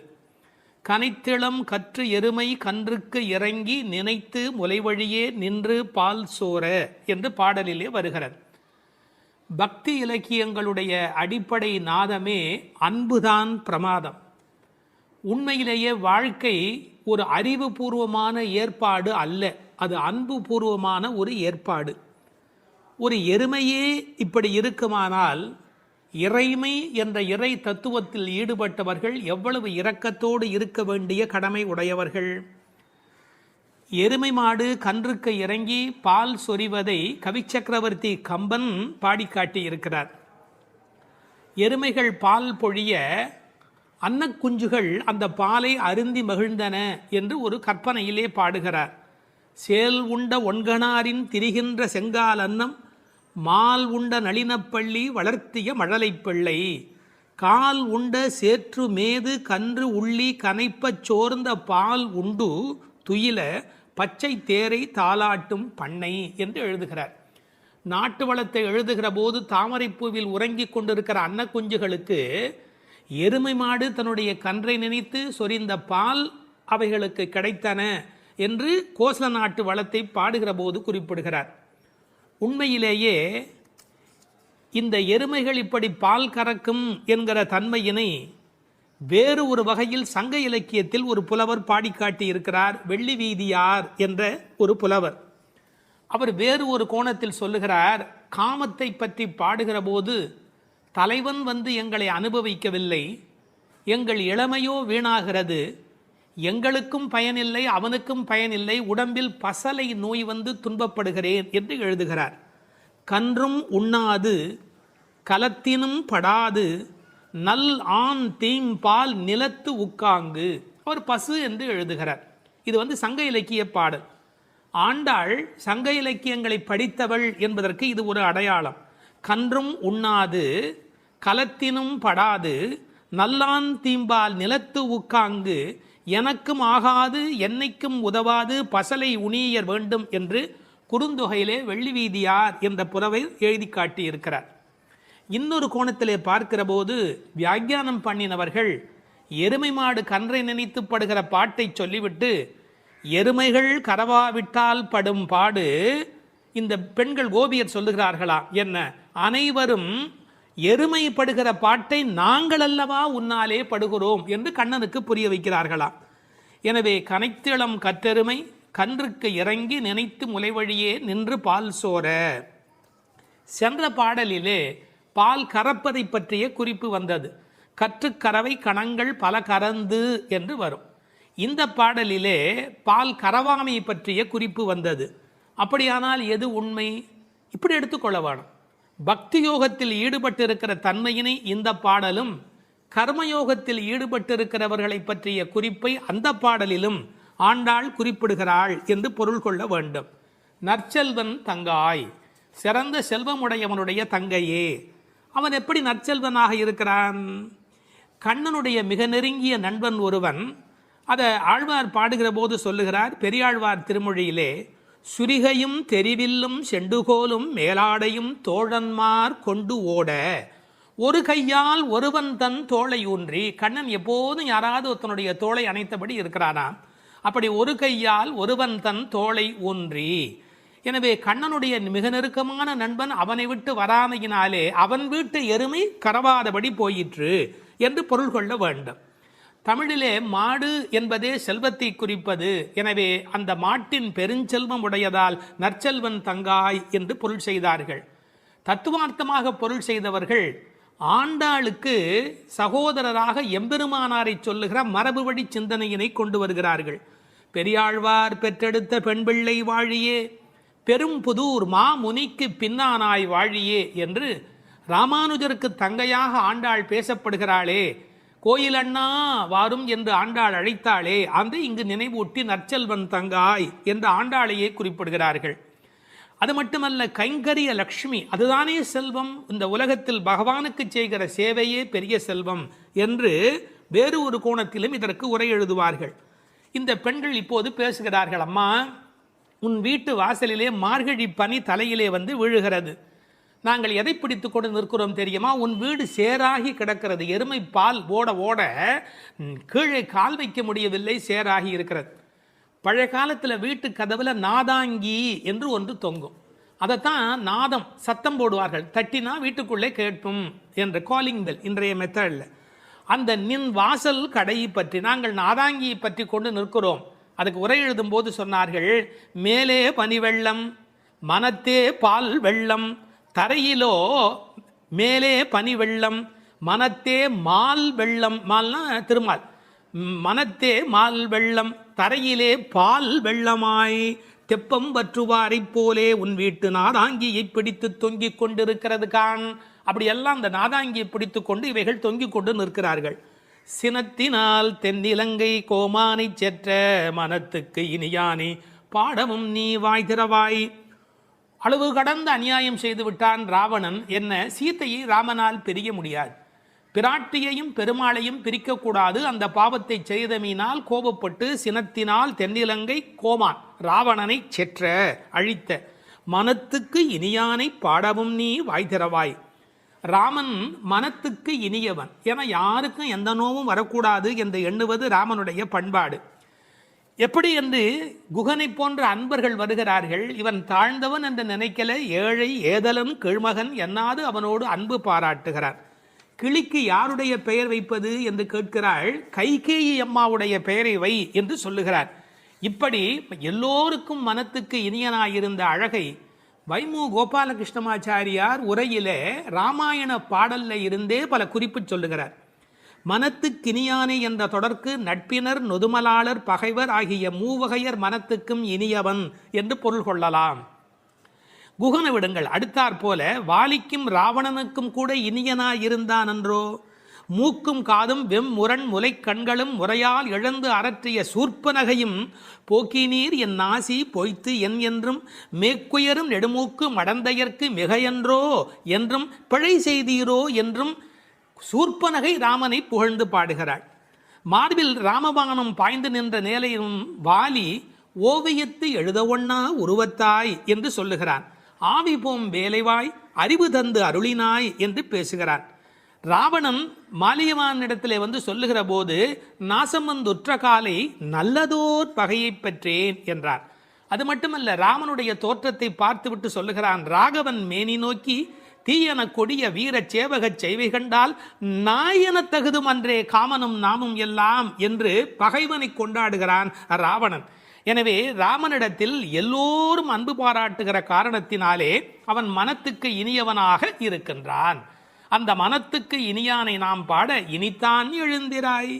ராமாயணமே சொல்லிவிட்டோம், இன்னும் நீ எழவில்லையே, ஈதென்ன பேருறக்கம், இந்த உறக்கம் நியாயமா? இப்படி தூங்கி தொலைக்கிறாயே. அனைத்தில்லத்தாரும் அறிந்தார். உனக்கு வெக்கமா இல்லை? பக்கம் வீடு எதிர் வீடு எல்லாருமே நீ எழவில்லை என்பதை தெரிந்து வைத்திருக்கிறார். மனிதர்களுடைய இயல்பு தன்னை பற்றி அக்கம் பக்கம் என்ன நினைக்கும் என்கிற ஒரு கூச்ச சுபாவம் உண்டு. அதை இந்த இடத்துல எடுத்து சொல்லி அனைத்தில்லத்தாரும் அறிந்து என்று உரை எழுதினார்கள். ராமானுஜரை நினைவூட்டி உரையிலே இன்னொரு குறிப்பு சொன்னார்கள். திருக்கோஷ்டியூர் கோபுரத்தின் மேல் ஏறி திருவெட்டெழுத்தினுடைய பொருளை ஓரான் வழி உபதேசமாக வருகின்ற ஒன்றை கூட எல்லாரும் அனைத்தில்லத்தாரும் அறியும்படியாக சொன்னவர் ஸ்ரீ ராமானுஜர் அல்லவா? அவரை இந்த இடத்தில் நினைவு கூர்ந்து இந்த பாடல் நிறைவு பெறுகிறது.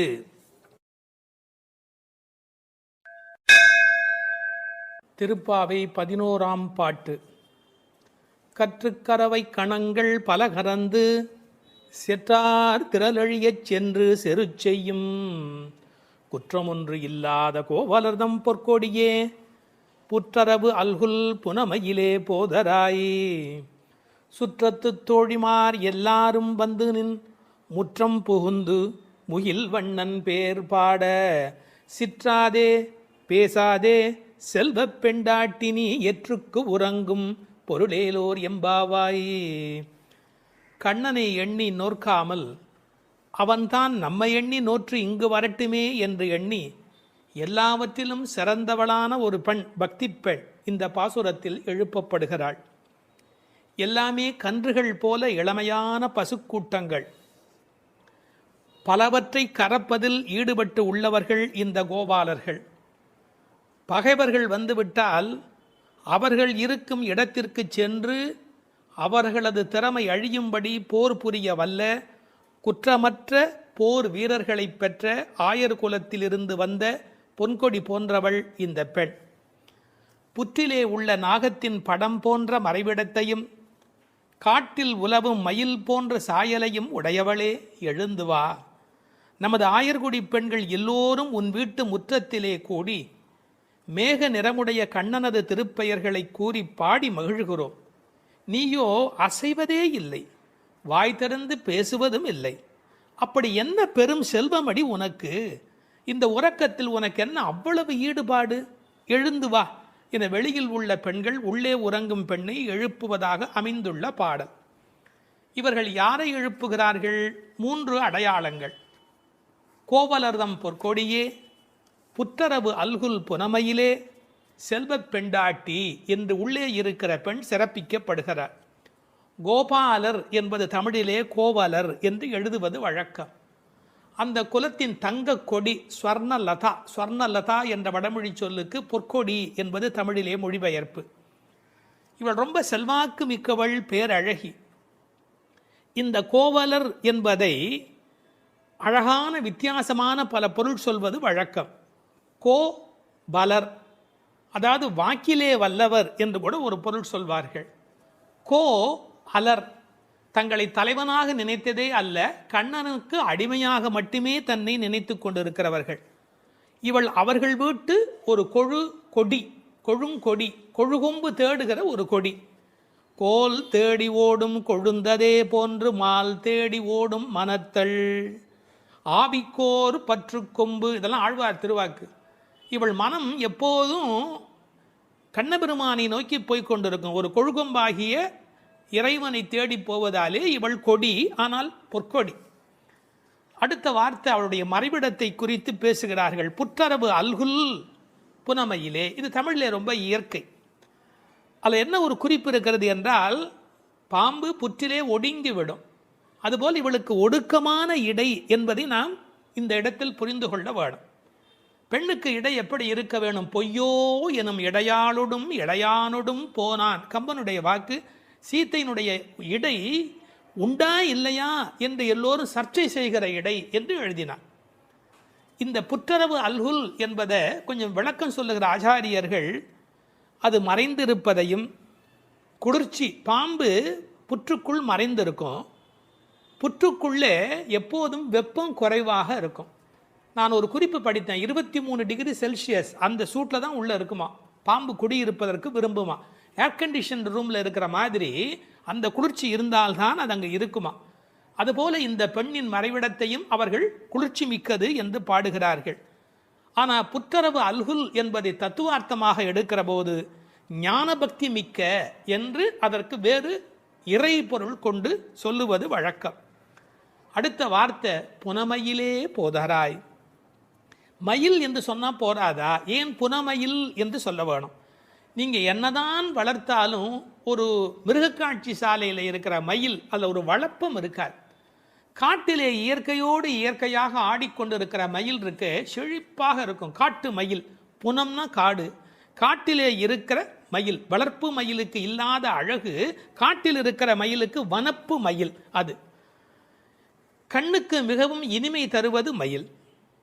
கருங்கண் தோகை மயில் பீலி அணிந்து. கண்ணபெருமான் மயிலை விரும்புகிறவன், அதான் தலைமையிலேயே சூடிக்கொண்டிருக்கிறான். எனவே இவளை விரும்புவதற்கான வாய்ப்பு அதிகம். இன்னொரு கோணத்தில் பிரதிவாதி பயங்கரம் சுவாமிகள் ஒரு அருமையான கருத்து சொல்வார்கள். ஆச்சாரியனை குறித்து அவர்கள் எல்லா பாடலுமே ஆச்சாரியனோடு தொடர்பு படுத்தி பேசியிருக்கிற ஒரு பேச்சு, அற்புதமான பேச்சு அது. அந்த மயிலுக்கும் ஆச்சாரியனுக்கும் என்ன தொடர்பு என்று அனுபவிக்கிறார்கள். ஆனந்தம் வந்து விட்டால் மயில் தோகை விரிக்கும். ஆச்சாரியனும் அப்படித்தான், ஆனந்தம் வந்து விட்டால் தன்னுடைய வாக்கில் விஸ்தாரமாக பல பொருள்கள் சொல்ல தொடங்கி விடுவார். மயிலுக்கு விஷப்பூச்சிகள் அண்டாது, அதுபோல் ஆச்சாரியனிடத்திலே தீய சக்திகள் சேராது. மயில் பீலி கண்ணன் தலைமையிலே இருக்கும். ஆச்சாரியன் ஏதேனும் ஒன்று சொன்னால் கண்ணன் தலைதுலுக்கி அதை அனுபவிப்பானா, அப்படி என்று அனுபவிப்பானா. எனவே தலைமேல் வைத்து கண்ணனே கொண்டாடுகிறான் ஆச்சாரியனுடைய வாக்கு. பாம்பு பயந்து ஓடும், விஷத்தன்மை உடையவர்கள் ஆச்சாரியனை பார்த்தால் விலகி ஓடி விடுவார்கள் என்று. என்ன அழகு பாருங்கள். முழுக்க இந்த புனமையிலே என்பதை ஆச்சாரியனோடு சம்பந்தப்படுத்தி பேசுவார்கள் ஸ்ரீ பிரதிவாதி பயங்கரம் அண்ணங்கராச்சாரிய சுவாமிகள். இந்த புனமையில் என்பதில் இன்னும் ஒரு அழகு, மயில் புனத்தை சிறப்பிக்கிறது. காட்டுக்கு அழகு அப்படின்னா மயில் தான் காட்டுக்கு அழகாக இருக்கிறது. அது மாதிரி எங்கள் கூட்டத்துக்கு நீ புனமயில், எங்கள் கூட்டம் காடு போல நீ வந்தால்தான் எங்களுக்கு அழகு என்பதை புனமயில் என்பது குறிப்பிட்டது. நீ வந்து கதவை தர, ஏன் மயில் நடப்பதை பார்க்க வேண்டும் அல்லவா, மயில் நடந்து வருகிற அழகை நாங்கள் அனுபவிக்க வேண்டும் அல்லவா. எனவே உன் மயில் நடை காண வேண்டும், வாராய். செல்வ பெண்டாட்டி என்று விழிக்கிறார்கள். அடுத்தது, இவள் தலைமகள், குலம் தரும் செல்வம் தந்திடும் என்கிற அத்தனை செல்வமும் உடையவள், கண்ணனுக்கு மிக மிக வேண்டியவள். கண்ணனுடைய அழகை பற்றி சொல்லுகிற போது உரையாசிரியர் எழுதுவார், அது ஆண்களை பெண்களாக்கும், பெண்மையுறச் செய்யும். அது மாதிரி இவள் அழகு எப்படி என்றால் பெண்களை ஆண்மையுறச் செய்யும் பேரழகு, செல்வ பெண்டாட்டி என்று சிறப்பித்தார்கள். இப்போ அந்த ஆயர்பாடியிலே அவர்கள் கறந்து பால் கறந்து அவர்கள் எப்படி வாழ்கிறார்கள் என்ற தன்மை பேசப்படுகிறது. கற்று கறவை கணங்கள் பல கறந்து, கன்று உடைய கறவை, ஏன்னா கன்றுக்குட்டி இருந்தால் தான் அது பால் ஈனும். சார், அந்த ஆச்சரியம் என்ன என்று கேட்டால் அங்கே கிழட்டு மாடே கிடையாது, எப்போதும் இளமையுடைய மாடு தான் அங்கே இருக்கும். எனவே அது கற்று கறவை கணங்கள் பல கறந்து, எக்கச்சக்கமான மாடுகள். இந்த ஆயர் சலிப்பதே இல்லை. பரதநாட்டியம் கற்றுக்கொள்கிற பெண்களை சொல்வார்கள், மண்டி போட்டு பாரு அப்படிம்பாங்க. அது மாதிரி பால் கறக்கிறவர்கள் குத்த வச்சு உட்காந்து பால் கறப்பார்கள். எக்கச்சக்கமான ஸ்டாமினா, உடல் பலம் இருந்தால் தான் தொடர்ந்து உட்காரவே முடியும். நீங்கள் சாதாரணமாக உட்காந்துடலாம், ஆனால் குத்த வச்சு உட்காரது இருக்கும் பாருங்க. பரதநாட்டியம் ஆடுகிறவர்களுக்கு முதல் பயிற்சி அதுதான். பால் கறக்கிற அந்த கோபாலர்களுக்கு இயல்பிலேயே வரிசையாக மாட்டை கறந்து உடல் பலம் எக்கச்சக்கமாக இருக்கும். பல கறந்து, இந்த கன்று என்பதை கற்று என்று எழுதுகிறார்கள். ஏன்னா மெல்லினமாக தான் இருக்கணும் கன்று. அது எப்படி வல்லினம் ஆயிட்டுனா கண்ணுக்குட்டி மாதிரியா இருக்குது, அதுவே அவ்வளோ வலிமையாக துள்ளி குதிச்சுக்கிட்டு இருக்குது. அப்புறம் கன்றுன்னு எப்படி சொல்கிறது? அது கற்று. இதுக்கும் ஆழமான ஒரு உரை சொல்லுகிற வழக்கம் எப்படின்னா, கல்வி கற்று அப்படின்னா கல்வியின் மூலமாக. அதாவது இது கண்ணுக்குட்டி அப்படிங்கிற அர்த்தத்தை தாண்டி நிறைய கல்வி கற்ற சிஷ்ய கோடிகளோடு ஆச்சாரியன் வருகிற பேரழகு, இப்படி ஆச்சாரியனோடு சம்பந்தப்படுத்தி அந்த பாடலுக்கு விளக்கம் சொல்வது உண்டு. பசுவனுடைய சிறப்பை சொல்வதாக இருந்தால், அந்த கோதூளி, அதனுடைய கால் தூசிக்கு பெருமை அதிகம். அந்த பசுவினுடைய அந்த கொட்டில் இருக்கு இல்லையா, மாட்டு கொட்டில், அங்கே போய் உட்காந்தா மன அமைதி கிடைக்கும். வாழ்க்கையில் மனதில் ரொம்ப அதிக துன்பம் உடையவர்கள் பசுக்கள் குடியிருக்கிற கொட்டிலில் போய் பசுக்களை தொட்டு தடவி கொஞ்ச நேரம் அங்கே இருந்தால் அடைய முடியாத அமைதி அடைவார்கள், நோயிலே இருந்து நீங்குவார்கள்னு இப்போ கண்டுபிடிச்சிருக்கிறாங்க. இப்படி ஒருவரே பல மாடு கடந்து எடுக்கக்கூடிய உடல் பலம் உடையவர்கள்.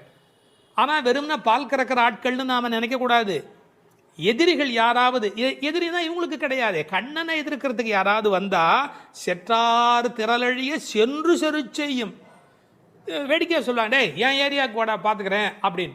அது மாதிரி சிங்கத்தை குகையிலேயே சந்திப்பது போல எதிரிகளுடைய கோட்டைக்கு உள்ளேயே புகுந்து அவர்களை அடித்து நொறுக்குவார்கள். கிருஷ்ணனுடைய எதிரிகளை தங்கள் எதிரிகளாக நினைத்து கொள்வார்கள். செற்றார் திரளழிய சென்று செரு செய்யும். ராமனை பற்றி பாடும்போது சென்று அங்கு தென்னிலங்கை செற்றாய் திரள் போற்றினாலே, இந்த ஆயர்பாடியில் இருக்கிற கோபாலரும் சென்று சண்டையிடுகிறவர்கள். குற்றமொன்றில்லாத கோவலர். அவங்களுக்கு இடக்கை வழக்கை தெரியாது. படித்து வந்தவன் சார் விஷமம் பண்ணுவான், கல்வி உள்ளவன் தானே அதிக வம்பு பண்ணுவான். இவனுக்கு எந்த குற்றமுமே கிடையாது. அப்படிப்பட்ட கோவலர்தம் பொற்கொடியே. சுற்றத்து தோழிமார் எல்லாரும் வந்து, அத்தனை பேரும் வந்துட்டோம். முடி உன் வீட்டு வாசலில் நிற்கிறோம். தேகபந்துக்கள் ஆத்ம பந்துக்கள் என்று எல்லாருமா நாங்கள் உன் வீட்டு வாசலில் வந்து நிற்கிறோம். நீ முற்றம் புகுந்து முகில்வண்ணன் பேர் பாட. உங்கள் வீட்டு கதவை திறந்து நாங்கள் தொட்டி முற்றத்துக்குள்ளேயே வந்து நிற்கிறோம். வீடு கட்டுகிறவர்கள் பழைய காலத்தில் படி, நடை, கூடம், முற்றம், பின்னால் இருக்கிற இடம் வெளி என்று கட்டுவார்கள். நாங்கள் படியை தாண்டி நடையை தாண்டி வீட்டு முற்றத்துக்குள்ளே வந்து பாடுகிறோம். இன்னும் உன் காதில் கேட்கலையா? அணியரங்கன் திருமுற்றத்து அடியார் தங்கள் இன்பமிகு பெரும் குழுவும் கண்டு. பெருமாள் திருமொழியில் இருக்கிற வாக்கு. ரங்கநாதனுடைய முற்றத்தில் வந்து நின்று கொண்டு பாடுவார்கள். அதுபோல நாங்கள் இப்போது பாடிக்கொண்டிருக்கிறோம். முற்றம் புகுந்து முகில் வண்ணன் பேர் பாட. ஒரு அழகு சொல்லட்டுமா? உன்னை புனமயில் என்று வர்ணிக்கிறார்கள். மயில் எப்போ ஆடும்? முகில் பார்த்தா ஆடும். கண்ணன் முகில் வண்ணன், நீ புனமயில், அவனுக்கென்று ஆடப் பிறந்தவள். முகில் வண்ணன் பேர் பாட சிற்றாதே. சிற்றாதேன்னா அசையாம கிடக்கிறமா, நீ உடம்பு கூட அசையில. நாங்கள் இவ்வளோ பேர் பாடுறோம், ஒரு குலுங்கல் ஒன்றுமே இல்லையே. பேசாதே, பதிலும் நீ பேச மாட்டேங்கிற. செல்வ பெண்டாட்டி, ரொம்ப உனக்கு நாம் கண்ணனுக்கு வேண்டியவன் அப்படிங்கிற ஒரு ஒரு கர்வம் வந்து விட்டதா? செல்வ பெண்டாட்டி நீ எற்றுக்கு உறங்கும் பொருள் ஏலோர் எம்பாவாய். உறக்கத்தில் அர்த்தமே இல்லையேடி, அர்த்தமில்லாத தூக்கத்தில் போய் ஆழ்ந்து கிடக்கிறாயே என்று பேசுவதாக அமைந்திருக்கிறது இந்த பாடல்.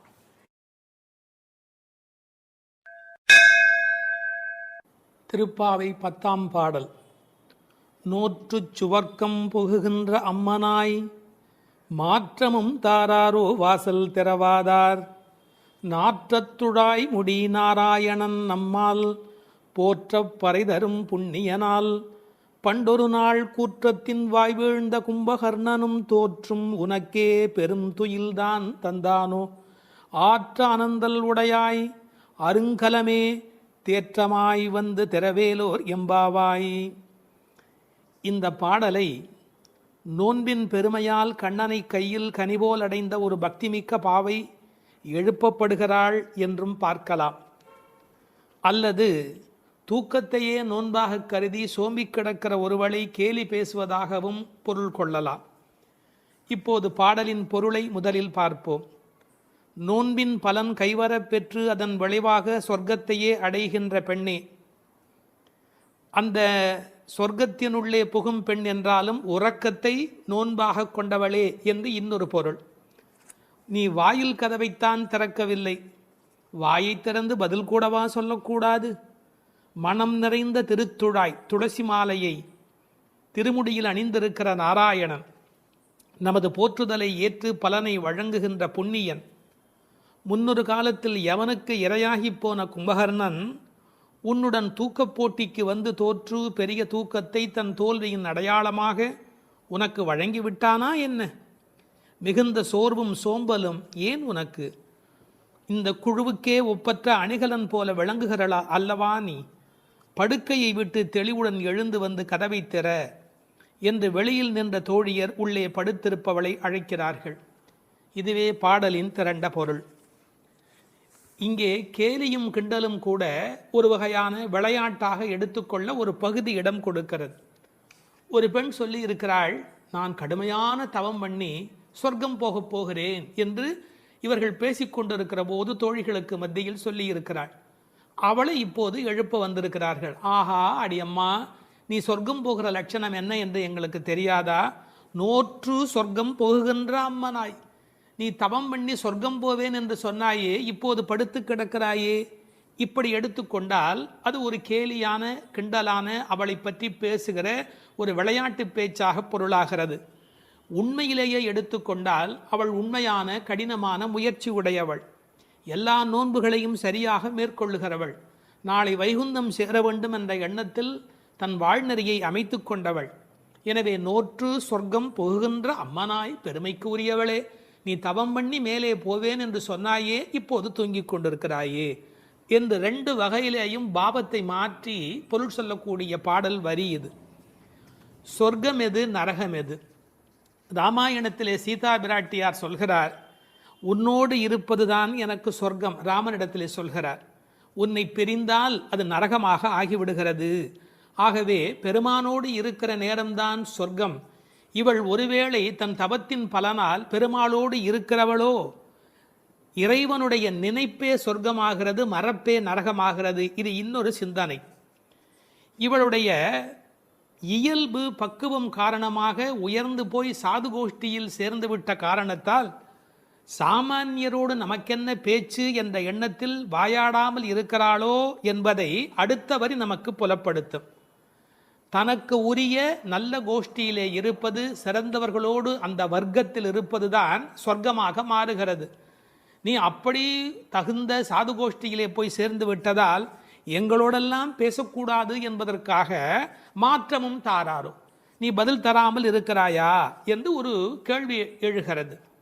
அம்மாடி, உன்னால் வீட்டு வாசல் திறக்க முடியவில்லை, வீட்டு வாசலே திறக்க முடியவில்லையே, உனக்காக வைகுந்த வாசல் திறக்கப் போகிறதா என்று இன்னொரு கிண்டல் பொருளும் அதற்குள்ளே இருக்கிறது. மாற்றம் தாராரோ, வாசல் திறவாதார். ஒருவேளை உண்ணாவிரதம் மாதிரி மௌன விரதம் இருக்கிறாயா? அட, வாயில் திறப்பது கடினம், வாயை திறப்பது கூடவா கடினம்? வாசல் செம்மினால் வாயும் செம்ம வேண்டுமோ என்று வியாக்கியானத்திலே இந்த இடத்தை குறிப்பிடுவார்கள். நீ எழுந்து பேச வேண்டாம், கதவை திறக்கக்கூடாதா? கதவை திறக்க வேண்டாம், வாயாலாவது பதில் சொல்லக்கூடாதா? ஏன் இப்படி நீ இருக்கிறாய் என்று அந்த பெண்ணை கேட்பது போல் அந்த பாடல் அமைந்திருக்கிறது. அடுத்து நாராயணனை சொல்லுகிறார்கள். நாற்றத் துழாய்முடி நாராயணன்.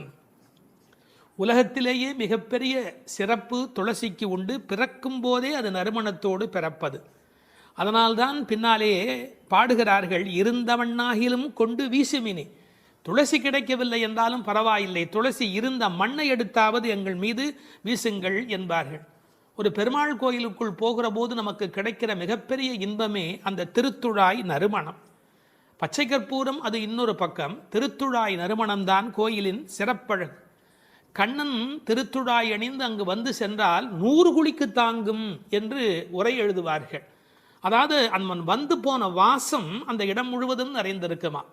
இப்போது திருத்துழாய் வாசம் வருவதாலே இந்த பெண்களுக்கு உள்ளூர ஒரு கவலை, ஒருவேளை கண்ணன் இங்கே உள்ளே வந்துவிட்டு போயிருக்கிறானோ என்கிற ஒரு சின்ன கவலையும் வெளிப்பட பேசுகிறார்கள். நாற்றத் துழாய்முடி நாராயணன். நான் துளசியை பற்றி ஒரு மருத்துவ புத்தகம் படித்து கொண்டிருந்தேன். அதில் துளசி பிராணசக்தியை கூட்டி நம்முடைய கபத்தை குறைக்கக்கூடியது. அது மட்டுமல்ல, அது 100 வகையான மேலான மருந்தாக அது பயன்பட்டு கொண்டிருக்கிறது. துளசி, கருந்துளசி, செந்துளசி, நாதுளசி என்று 4 வகையாக அது கிடைக்கிறது. பிராணசக்தியை கூட்டுகிறது என்பதற்காக அப்படியே எடுத்துக்கொள்ளுகிற போது அது முற்றிலுமாக ஒருவருடைய உடலை மாற்றி அமைக்கக்கூடியது. துறவரத்துக்கு போகிறவர்களுக்கு கூட துணை நிற்கக்கூடியது என்று ஒரு குறிப்பு எழுதி வைத்திருக்கிறார்கள். துளசியோடு ஒரு 5 மிளகு வைத்து 3 நாள் சாப்பிட்டால் 3 மாத காலம் ஒரு பெண் அப்படி சாப்பிட்டால் குழந்தை பேர் இல்லாத பெண்களுக்கு வாய்க்கும் என்று எழுதுகிறார்கள். 9 மிளகு வைத்து அரைத்து 7 நாட்கள் வெறும் வயிற்றில் சாப்பிட்டால் எந்த விஷமும் உரியும் என்று எழுதுகிறார்கள். எனவே மருந்தல்ல மாமருந்தாக விளங்குவது திருத்துழாய். அந்த நாற்றத்துழாய் முடி நாராயணன் திருவடியில் மட்டுமல்ல அவன் திருமுடியிலும் இருக்கிற மேன்மையும் ஏற்றமும் பெற்றது இந்த திருத்துழாய். அந்த நாராயணன் நம்மால் போற்ற பறைதரும் புண்ணியனால். இந்த நம்மால் என்பதை நம்மால் என்று பிரித்து சொல்வார்கள், நம்மால் என்று சேர்த்து சொல்வார்கள். அதாவது நாம் இப்போது பாடினால் அவன் நமக்கு பறை தருவான், நம்முடைய மால் நமக்கு பறை தருவான். நமக்கு மால் இருக்குமென்றாலும், மால் என்றால் மயக்கம். சில பேர் சுய மோகிகள், தன்னைத்தானே மோகித்து கொண்டு தன்னை பெரிதாக நினைத்து கொண்டிருப்பார்கள். அப்படிப்பட்ட குறையுடையவராக இருந்தாலும் கூட அவர்களுக்கு கருணை பாலிக்கிறவன் கடவுளாக மாறுகிறான். நம்மால் போற்ற பறை தரும் புண்ணியனால். அவன் புகழை பாடிய மாத்திரத்தில் நமக்கு பறை தருகிறான், புருஷார்த்தங்களை அருளுவதற்கு தயாராக இருக்கின்றான். அடுத்து அந்த பெண்ணை அவர்கள் கேலி பேசுகிறார்கள். அப்படிப்பட்டவனை நாங்கள் பாடுகிற போது கூட நீ தூங்கிக் கொண்டிருக்கிறாயே, இது என்ன நியாயம்? பண்டொரு நாள் கூற்றத்தின் வாய் வீழ்ந்த கும்பகர்ணனும். இந்த பண்டொரு நாள் என்பதற்கு நேரடியாக நீங்கள் பொழிப்புரை எழுதினால் முன்பு ஒரு நாள், அதாவது ராமாயணம் முன்னர் நடந்தது. அப்படி முன்பொரு நாள் நடந்த ராமாயண யுத்தத்தில் கும்பகர்ணன் தோற்று விழுந்தான். இது வெளிப்படையான பொருள். ஆனால் ஒரு நயம் இருக்கிறது. பண்டு ஒரு நாள், ராமாயண கதை படித்தவர்களுக்கு தெரியும், ராவணனை போன்றவர்கள் முதல் நாள் போருக்கு வருகிறார்கள், பின்னாலும் வருகிறார்கள். இந்திரஜித்தன் ஒரு நாள் வருகிறான், பிறகு இன்னொரு நாள் வருகிறான். ஆனால் கும்பகர்ணன் ஒரே ஒரு நாள் தான் போருக்கு வருகிறான், அன்றே மாண்டு போய் விடுகிறார். இந்த மிகப்பெரிய வரலாற்று குறிப்பை பண்டொரு நாள் கூற்றத்தின் வாய்வீழ்ந்த கும்பகர்ணன் என்று குறிக்கிறாள். கூற்றத்தின் வாய்வீழ்ந்த கும்பகர்ணன் என்றால் யமனுடைய வாயில் வந்து விழுந்த கும்பகர்ணன். ராமன் கொன்றான் என்று பழி சொல்ல விருப்பமில்லை. ஒருவர் தண்ணீர் குடிப்பதற்கு ஏரி வெட்டி வைக்கிறார், அதில் வந்து ஒருவர் விழுந்து விட்டால் அது ஏரி வெட்டி அவருடைய தவறா?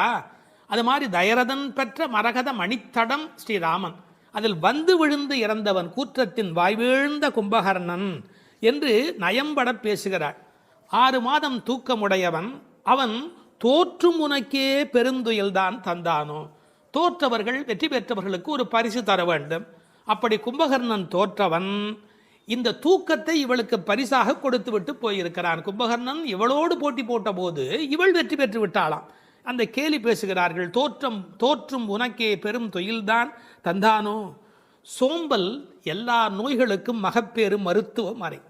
ஆங்கிலத்திலே என்தூசியாசம் என்று ஒரு வார்த்தை சொல்கிறார்கள்.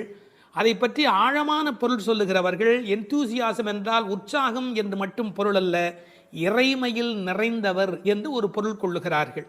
எனவே சோம்பல் இறைநிலைக்கு எதிரானது, உயிர்ப்பு இறைநிலைக்கு அடையாளமானது. நீ இப்படி கும்பகர்ணனை போல் தூக்கத்தில் இருக்கிறாயே, நீ அனந்த நிலையில் இருக்கிறார், அதாவது தூக்கமும் இல்லை விழிப்பும் இல்லை, அந்த நிலையில் இருக்கிறாய், ஆற்ற அனந்தல் உடையாய். ஆனால் நீ யார்? எங்களுக்கு அரும் கலை. நீ வந்தால் எங்கள் கோஷ்டிக்கே பெருமை, எங்கள் கோஷ்டியே ஒளி வீசக்கூடியது, எங்களுக்கு நல்ல அணிகலன் நீ. தேற்றமாய் வந்து திரவேலோர் எம்பாவாய். தேற்றமாய் என்றால் படுத்த நிலையிலேயே அப்படியே எழுந்து வெளியிலே வந்து விடாதே.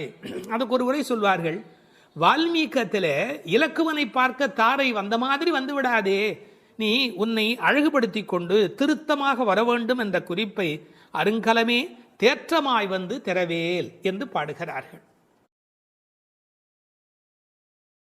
9வது பாடல். தூமணி மாடத்து சுற்றும் விளக்கெரிய தூபம் கமழ துயிலணை மேல் கண் வளரும் மாமன் மகளே. மணிக்கதமும் தாழ்த்திரவாய் மாமீர் அவளை எழுப்பீரோ. உன்மகள்தான் ஊமையோ அன்றிச் செவிடோ அனந்தலோ ஏமப் பெருந்துயில் மந்திரப்பட்டாளோ. மாமாயன் மாதவன் வைகுந்தன் என்றென்று நாமும் பலவும் நவின்றேலோர் எம்பாவாய். அப்பழுக்கற்ற தூய்மையான பரிசுத்தமான மாட மாளிகைகளைச் சுற்றிலும் 4 பக்கங்களிலும் விளக்குகள் ஒளிவிட்டு பிரகாசித்து எரிந்து கொண்டிருக்கவும், அம்மாளிகையைச் சுற்றிலும் அகில் சந்தனம் போன்ற வாசனைப் பொருள்களின் நறுமணம் எங்கும் கமழவும், நல்ல பஞ்சடைத்த மெத்தையில் கண்ணுறக்கம் கொள்ளும் எங்கள் மாமன் மகளே, மாணிக்கங்கள் பதிக்கப் பெற்ற உன் வீட்டு கதவின் தாழ்பாளை திறக்க மாட்டாயா? திறந்து விரைவில் வந்து எங்களுடன் சேர்ந்து கொள்ள மாட்டாயா? மாமிகளே, நீங்களாவது அவளை எழுப்பிவிட மாட்டீர்களா? விடிந்து எவ்வளவு நேரமாகிவிட்டது, நாங்கள் இவ்வளவு நேரம் அவளை அழைத்து கொண்டிருக்கிறோமே, அவளுக்கு என்ன ஆயிற்று? ஒரு வார்த்தை கூட பதில் கூற மாட்டேன் என்கிறாளே, அவள் என்ன பேசும் திறனற்ற ஊமையா? அல்லது நாங்கள் அழைப்பது அவளுக்கு கேட்கவில்லையா, காது கேட்கவில்லையா? அல்லது ஆழ்ந்த பேருறக்கத்தில் படுத்து கிடக்கிறாளா? அல்லது யாரேனும் கட்டுப்படுத்தி அவளை பெருந்துயில் கொள்ளுமாறு செய்து விட்டார்களா? அல்லது ஏதேனும் மந்திரம் மாயம் செய்திருக்கிறார்களா? அதன் வசம் கட்டுப்பட்டு இப்படி பேருறக்கம் கொண்டு கிடக்கிறாளே, நாங்கள் அந்த மாமாய செயல்களில் வல்லவனும் மிகுந்த தவமுடைய இலக்குமியின் கணவனும் வைகுண்டத்திற்கு அதிபதியுமான நாராயணன் பெயரை திரும்ப திரும்ப சொல்லி பக்தி பரவசத்தில் ஈடுபட்டு அவளை அழைக்கிறோமே, அவள் ஏன் இன்னும் எழுந்து வந்து கதவை திறந்து எங்களுடன் சேர்ந்து இறைவன் திருப்பெயரை சொல்லி வழிபட மாட்டேன் என்கிறாள்? நீங்களாவது கேட்டுச் சொல்லுங்களேன் என்கிறார்கள். இந்த பாடலின் திரண்ட பொருள் இது. தூமணி மாடத்து சுற்றும் விளக்கெரிய. விளக்கு எரிப்பதற்கே நிறைய செல்வம் இருக்க வேண்டும். இது சீர்மல்கும் ஆய்பாடி செல்வச் சிறுமியர்கள் வாழுகிற இடம். அந்த வீட்டினுடைய அமைப்பு எப்படி இருக்கிறது? தூய்மையான ரத்தின மணிகள் அப்படியே பதிந்து வைத்திருக்கிறார்கள். ஒரு குறிப்பு எழுதுகிறார்கள், அரசர்கள் அந்தப்புறத்திற்கு சிறந்த மணியை கொண்டு அற்புதமான கட்டடத்தை அமைப்பார்களாம். அங்கு வேண்டாம் என்று ஒதுக்கப்பட்ட கற்களை கொண்டுதான் அரண்மனையையே கட்டுவார்களாம். இது துவளில் மண்டபம், அது தூமணி மாடம் என்று அதற்கு ஒரு விளக்கம் சொல்கிறார்கள். ஆக இழைத்து இழைத்து தூய்மையான மணியினை கொண்டு வந்து கட்டியிருக்கிறார்கள். அது ரத்தின மணி. இந்த பெண் எழுந்திருந்திருக்க வேண்டும், எழுந்திருக்கவில்லை. ஒரு வித்தியாசம் இருக்கிறது. ஒரு குடும்பம் விழிப்பதற்கு முன்பு விழிக்க வேண்டியவள் அந்த வீட்டில் இருக்கிற பெண். ஏனென்றால் ஆண் எழுந்தால் அவனை மட்டும்தான் சுத்தம் செய்து கொள்கிறான், பெண் எழுந்தால் அந்த வீடே சுத்தமாகிறது என்று ஒரு பொன்மொழி சொல்வார்கள். எனவே ஒரு பெண்ணாகி இருக்கிறவள் இப்படி உறங்கிக் கொண்டிருக்கலாமா? தூமணி மாடத்து சுற்றும் விளக்கெரிய. 4 புறங்களிலும் நல்ல விளக்கு எரிந்து கொண்டிருக்கிறது. அது மட்டுமல்ல, அகில் சந்தனம் போன்ற நறுமண புகை வீசுகிறது. தூபம் கமழ, செல்வச் செழிப்பு. துயிலணை மேல் கண் வளரும். அது தூங்குவதற்காகவே அமைக்கப்பட்டிருக்கிற ஒரு பெரிய மெத்தை. அதாவது அந்த மெத்தையை பார்த்தாலேயே வா வா வா வந்து படு என்று அழைப்பதை போல 5 விதமான சிறப்புகள் அமைந்திருக்கக்கூடிய பஞ்சனை அது. அதில் அழகு இருக்கிறது, மென்மை இருக்கிறது, குளிர்ச்சி இருக்கிறது, சுகம் இருக்கிறது. அப்படிப்பட்ட அருமையான அந்த பஞ்சனையின் மீது அவள் படுத்திருக்கிறாள். தமிழிலே தூங்குகிறார்கள் என்று சொல்ல மாட்டார்கள், கண்வளராய் என்று சொல்வார்கள், மங்களம் கருதி. ஏன்னால் தூங்கிவிட்டார் என்றால் அமங்கலமாகிவிடுமே என்பதற்காக கண்வளராய் என்று சொல்லை பயன்படுத்துவது வழக்கம். சின்ன வயதிலிருந்து குழந்தை கண் வளருது என்று ஒரு வார்த்தை சொல்வார்கள். அதில் ஒரு விஞ்ஞான குறிப்பே இருக்கிறது. உண்மையிலேயே கர்ப்பத்தில் குழந்தை தூங்குவதால் தான் வளருகிறது. அது ஒரு 10 மாத காலம் தாயின் கர்ப்பத்தில் கண் திறக்காது. கண் திறந்து விட்டால் ஊமை, அது விதவிதமான குறைபாடு உடைய ஊனமான குழந்தையா வந்து பிறக்கும் என்று விஞ்ஞான குறிப்பு இருக்கிறது. அந்த குழந்தை கண்களை மூடிக்கொண்டு தூங்கிக் கொண்டே இருக்கும். அதில் என்ன ஆச்சரியம் என்று கேட்டால், அப்போதான் அது வளருகிறது. ஒரு புள்ளியிலிருந்து ஒரு குழந்தையாக முழுமையாக வளருகிறது. அந்த கண் வளருதல் என்பதிலே தூங்கும் போது வளர்ச்சி நிகழ்கிறது என்கின்ற ஒரு குறிப்பு இருக்கிறது. மனிதனுக்கு கூட தூக்கம் அவசியம். ஏன்னா உடம்பில் இருக்கிற செல்கள் தங்களை புதுப்பித்துக் கொள்வதற்கு மனிதன் தூங்க வேண்டி இருக்கிறது. அடுத்து உறவு சொல்லி அழைக்கிறாள், மாமன் மகளே. இவள் அந்தணகுல பெண் என்றாலும் 1000 குலமகளாக ஆகும் விருப்பத்தின் காரணமாக ஒரு சம்பந்தத்தை ஏற்படுத்தி கொள்கிறாளாம். இதை உரையாசிரியர்கள் எழுதும்போது ஒரு அழகான வாக்கியமாக குறிப்பிடுகிறார்கள். திருவாய்ப்பாடியிலே ஒரு பிரகிருதி சம்பந்தம் தனக்கு உஜ்ஜீவன ஹேதுவாக ஆண்டாள் ஆசைப்பட்டபடி, அழகிய மணவாள பெருமாள் நாயனாருடைய வியாக்கியானத்திலே திருவாய்ப்பாடியிலே ஒரு பிரகிருதி சம்பந்தம் தனக்கு உஜ்ஜீவன ஹேதுவாக ஆண்டாள் ஆசைப்பட்டபடி மாமன் மகளே என்று உறவு சொல்லி அவள் அழைக்கிறாள். மணிக்கதவம் தாழ்த்திரவாய், அது உள்ளிருப்பது வெளியே தெரியும்படி அமைக்கப்பட்டிருக்கிற ஒரு வீடு. அவள் எப்படி தூங்குகிறாள் என்பது கூட வெளியே தெரிகிறது. அந்த கட்டில், அந்த மெத்தை, அந்த விளக்கு எரிகிறது. இந்த பாடலே மிக ரசமான ஒரு பாடல். திருப்பாவையில் 30 பாட்டு அழகு என்று சொன்னால் இந்த பாட்டுக்கு என்று தனியான ஒரு ரசனை உலகத்தில் தனியான ஒரு கூட்டமே உண்டு. மணிக்கதவம் தாழ்த்திரவாய், நீ வந்து திற. ஏன்னா எழுந்து வந்து திறக்கிற போது நாங்களா திறந்து கொண்டு உள்ள வந்தால் அது மரியாதையாக இருக்காது ஒரு வீட்டுக்குள்ளே. நீ வந்து திற. ஆனால் அவள் அசைவதாக தெரியவில்லை. அவளுடைய அம்மா எழுந்து விட்டாள். அவள் மற்ற வேலைகள் பார்த்து கொண்டிருக்கிறாள். அதனால உறவு சொல்லி அவளை அழைக்கிறார்கள். மாமீர், அவளை எழுப்பீரோ? நீங்கள் அவளை எழுப்பிவிடக்கூடாதா? அப்படி தூங்கி கொண்டிருக்கிறாளே. உன் மகள்தான், தன்னுடைய தோழியினுடைய தாயை பார்த்து சொல்கிறாள், உன் மகள்தான் ஊமையோ அன்றி செவிடோ. என்ன பொருள் தெரியுமா? பேச்சு வராதவர்கள் என்று பொருள் அல்ல. ஊமை என்ற சொல்லுக்கு இறை நாமம் சொல்லாதவர் என்று பொருள் என்று எழுதுகிறார். இறைவனுடைய நாமத்தை சொல்ல வேண்டிய சந்தர்ப்பத்தில் சொல்லவில்லை என்றால் பிறகு நாக்கிருந்து என்ன பையன்? பேசாத நாளெல்லாம் பிறவா நாளே என்பார்கள் அல்லவா? உண்ணா நாள் என்பது இந்த உலகத்தில் சாப்பிடாத நாள் அல்ல, உன்னை வணங்காத நாள் தான் உண்மையிலேயே உண்ணா நாள் என்று குறிப்பிடுவார்கள். ஊமையோ அன்றி செவிடோ. ஏன்னா இறைவன் புகழ் கேளாத செவி என்ன செவியே என்று சிலப்பதிகாரம் பேசும். இந்த பெருமானுடைய புகழை நாங்கள் சொல்லுகிறோம், அவள் காதிருந்தும் கேட்கவில்லையே. நேற்று வரை நன்றாக பேசினாளே, இன்று என்ன ஊமையாகிவிட்டாளா? அழைப்பு அவள் காதில் போய் விழவில்லையா? அல்லது இரண்டுமே அவளுக்கு இணைந்து விட்டதா? சோம்பல் வயப்பட்டாளா?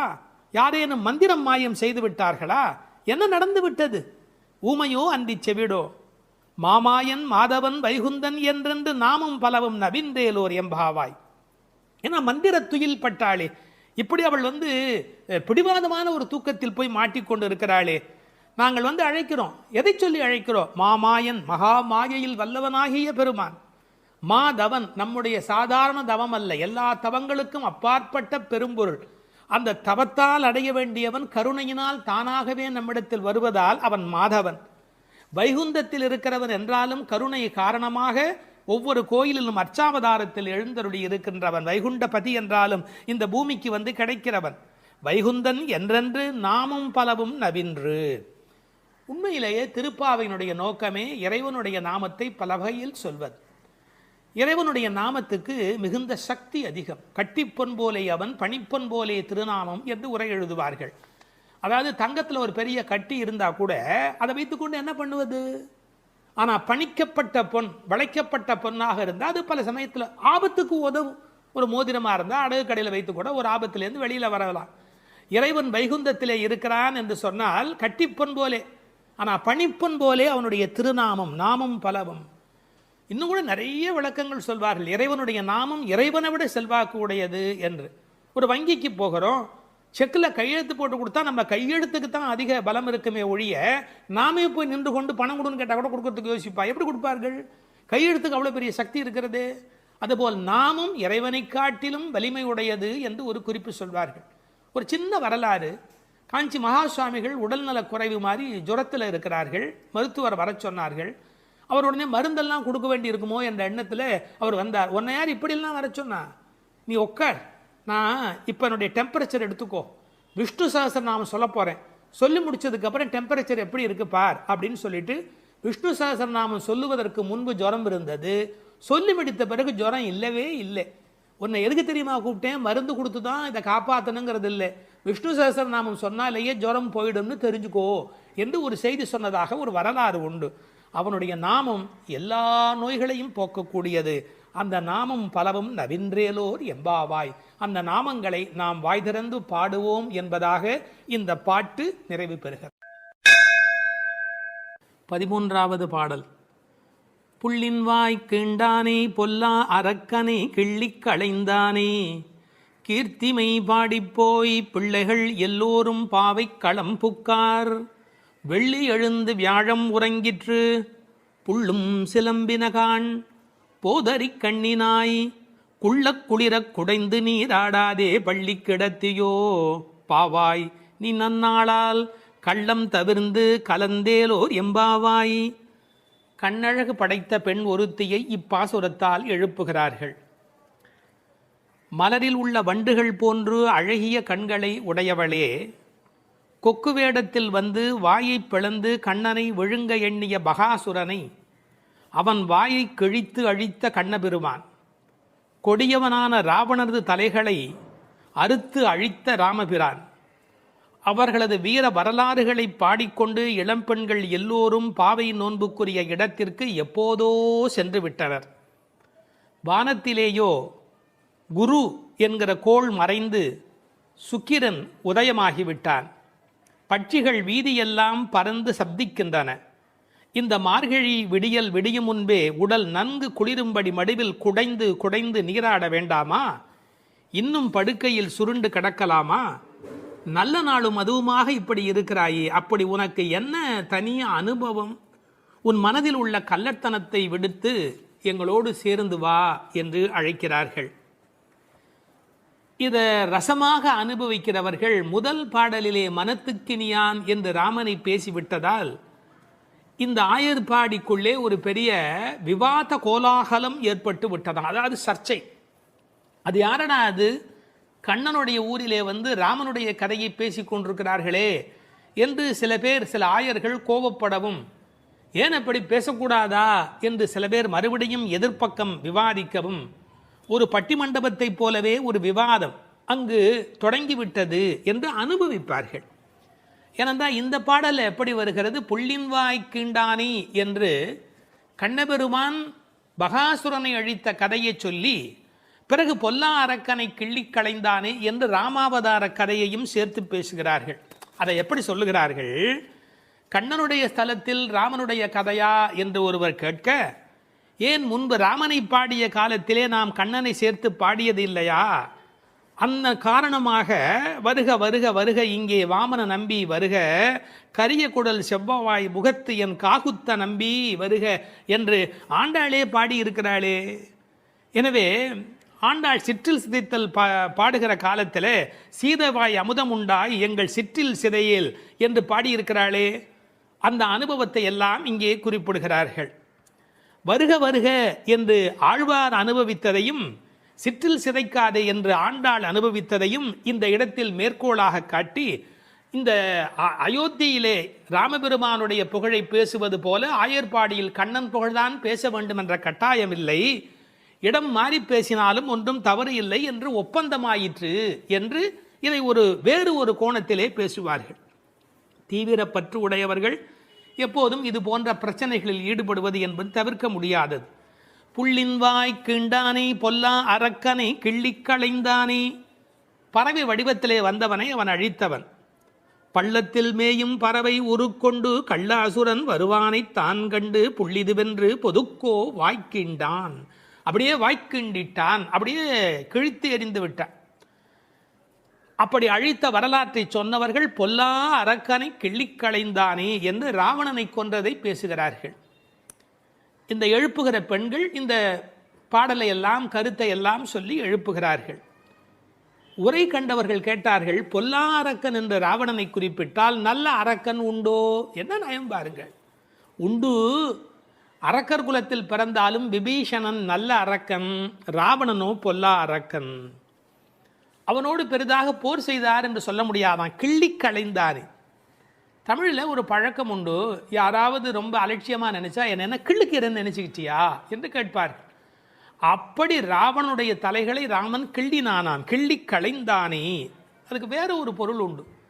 தன்முனைப்பு உள்ளவர்கள் பரமாத்மாவால் அழிக்கப்படுவார்கள் என்கிற அந்த உணர்வு 10 தலை ஒருவருக்கு உண்டு என்ற கதையை அப்படியே எடுத்துக்கொள்வதை விட, பன்முகமாக ஆசை தலி விரித்து ஆடுகிற போது ஒருமுகமுடைய பரமாத்மா மனதை நாம் ஒருமுகப்படுத்தினால் நமக்கு உள்ளே இருக்கிற பன்முகம் அழிந்து போகும் என்று உருவகமாக எடுத்துக்கொண்டு அனுபவிப்பவர்களும் உண்டு. இப்படி ராவணனை அழித்த வரலாற்றை பேசி கீர்த்திமை பாடிப்போய் பிள்ளைகள் எல்லோரும் பாவை களம் புக்கார். இந்த நெல் பயிரிடுகிற இடத்துக்கு நெற்களம் என்று பெயர். அதுபோல் பாவை நோன்பு நோற்கிற இடத்துக்கு பாவைக்களம் என்று பெயர். யாருடைய புகழை பாடுகிறார்கள்? கீர்த்திமை பாடி, ராமன் கண்ணன் இருவருடைய புகழையும் பாடி, கீர்த்தி புகழை பாடி. பிள்ளைகள் எல்லோரும், சின்ன குழந்தைகளாகிய பெண் பிள்ளைகள் எல்லாரும் சேர்ந்து பாவைக்களம் புக்கார். அவங்கெல்லாம் நோன்பு நோக்கிற இடத்துக்கு போய்விட்டார்கள். நான் மட்டும் உனக்காக இங்கே நின்று கொண்டிருக்கிறேன், சீக்கிரம் வாடி என்பது போல் பேசுகிறார். இப்போது பொழுது விடிந்து விட்டது என்பதில் அடையாளம் ரொம்ப நுட்பமான ஒரு அடையாளம். வெள்ளி எழுந்து வியாழம் உறங்கிற்று. அதாவது வெள்ளிக்கிழமை தோன்றிவிட்டது, வியாழக்கிழமை முடிந்து விட்டது இல்லை, குரு ஹோரை போய்விட்டது, சுக்கிரஹோரை தொடங்கி விட்டது. அது இன்னொரு கோணம். வானியலை பற்றி நன்கு ஆய்வு செய்தவர்கள் ஒரு குறிப்பிட்ட காலத்திலே சுக்கிரனுடைய எழுச்சியும் வியாழனுடைய அந்த இறங்கு முகமும் ஒன்றாக நடக்கும் என்று குறிப்பிடுகிறார்கள். சுஜாதா அவர்கள் இதை வைத்துக்கொண்டு கிபி 885 என்று உறுதி செய்ய முடியும் என்று ஒரு கட்டுரையிலே எழுதியிருக்கிறார்கள். ஆனால் வேறு சிலரோ கிபி 8ஆம் நூற்றாண்டில் ஒரே ஒரு முறை மட்டும் அதிகாலை பொழுதில் சுக்கிரன் எழுவதும் குரு மறைவதும் ஒரே வேளையில் நிகழ்ந்துள்ளது. அது முழு நிலவு நாள், பௌர்ணமி. அந்த நாள் அப்படியே குறிப்பிடுகிறார்கள். அந்நாள் கிபி 731 டிசம்பர் 18 காலை 3:30 முதல் 4 மணி. இதனை அடி ஒற்றி ஆண்டாள் பிறந்தது கிபி 716 ஆடிப்பூரம் என்று கணக்கிட்டிருக்கிறார். பாருங்க எவ்வளவு அழகான ஒரு காலக்கணக்கு. வெள்ளி எழுந்து வியாழன் உறங்கிற்று. புள்ளும் சிலம்பின. முன்னர் ஒரு முறை புள்ளும் சிலம்பின என்ற பாடல் வந்திருக்கிறதே, அதெல்லாம் கூட்டுக்குள்ளே. இப்போ வெளியில் பறவைகள் எல்லா இடங்களிலும் திரிந்து அவை இப்போது சப்தம் எழுப்பி கொண்டிருக்கின்றன. இந்த இடத்துல புள்ளும் சிலம்பியதை பற்றி சொல்லுகிற போது உரையாசிரியர்கள் இதை ஆசிரிய பெருமக்களோடு ஆச்சாரிய பெருமக்களோடு இணைத்து பேசுவது வழக்கம். குயில் அதுபோல சில ஆச்சாரியர்கள், கொக்கு அதுபோல, அன்னம் போல, கருடன் போல என்று பறவையோடு அவர்கள் ஓமிக்கத்தக்கவர்கள். கண்டத்வனியிலே, அதாவது குரல் வளத்திலே அவர்கள் குயில் மாதிரி. ஏகாகிர சிந்தையில், எப்போதும் மனம் ஒருமுகமாக இருத்தலில் கொக்கு போல, கொக்கொக்கு கூம்பும் பருவத்து என்பார் திருவள்ளுவர். சாரத்தை கிரகித்துக் கொள்வதிலே அன்னபக்ஷி போல, அன்னத்தை போல. கைங்கரியம் என்ற தொண்டு செய்வதிலே கருட பட்சியைப் போல, பல்லடிமை திறத்தினாலே என்று பறவையை அப்படியே அடியார்களோடு ஒப்பிடுவதும் வழக்கம். போது அறி கண்ணினாய், போதுன்னு சொன்னால் முட்டு என்று பொருள். தமிழ் ஒரு அழகான மொழி. அரும்பு, முகை, முகிழ், மொட்டு, மலர். பாருங்க, மலருடைய பல நிலைக்கும் பேர் இருக்கு, இன்னும் கூட இருக்கு.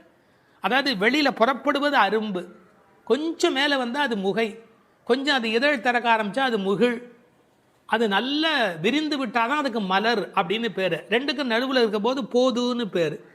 அந்த போது அது போன்ற கண்களை உடையவள். அதில் வண்டு உட்கார்ந்திருப்பதை போன்ற கண். ஐயா, வெள்ளையாக கண்ணில் ஒரு பகுதி இருக்குது, கருப்பாக ஒரு பகுதி இருக்குது. அது வெள்ளையாக இருக்கிற மலர், அதன் மேலே கருப்பாக இருக்கிற வண்டு உட்கார்ந்திருக்கிற தன்மையினை போதறி கண்ணினாய் என்ற ஓமையாக குறிப்பிட்டார்கள். குளிக்கிறது எப்படி குளிக்கணுமா? குள்ள குளிர குடைந்து நீர் ஆடு. அப்படி ஆடாதே, பள்ளிக்கிடத்தியோ பாவாய் நீ. இந்த பெண்ணம்பெரிய அப்படிங்கிற ஒரு சொல்லாட்சி உண்டு. அதுபோல குள்ள குளிர என்ற வார்த்தையை பயன்படுத்தினார்கள். நல்லா முங்கி குளிக்க வேணும், குடைந்து நீராட வேண்டும். ஆற்றில், குளத்தில், கிணற்றில் இந்த நீர் வளம் இருக்கிற இயற்கையை புதுப்பிக்கின்ற அந்த அழகான மழைக்கு பிறகு அந்த குளிக்கிற சுகத்தை இந்த வரியிலேயே கொண்டு வருகிறாள். குள்ள குளிர குடைந்து நீராடாதே பள்ளிக்கிடத்தியோ பாவாய் நீ நன்னாளால். எல்லா நாளுமே நல்ல நாள் தான். ஆனால் இன்றைக்கு கண்ணனுக்கு நாம் பார்க்க போகிற நாள், ஊருக்கு நலம் செய்கிற நாள், உனக்கு நன்மையான நாள். அப்படி இருக்கும்போது நீ படுத்து கிடக்கிறாயே, பள்ளி அறையிலேயே படுத்து கிடப்பவருக்கு பள்ளி கொண்ட பெருமாளை பார்க்கிற பாக்கியம் கிடைக்குமா? அவனை பருகும் சுகம் உனக்கு எப்படி வாய்க்கும்? கள்ளம் தவிர்ந்து கலந்தேலோர் எம்பாவாய்.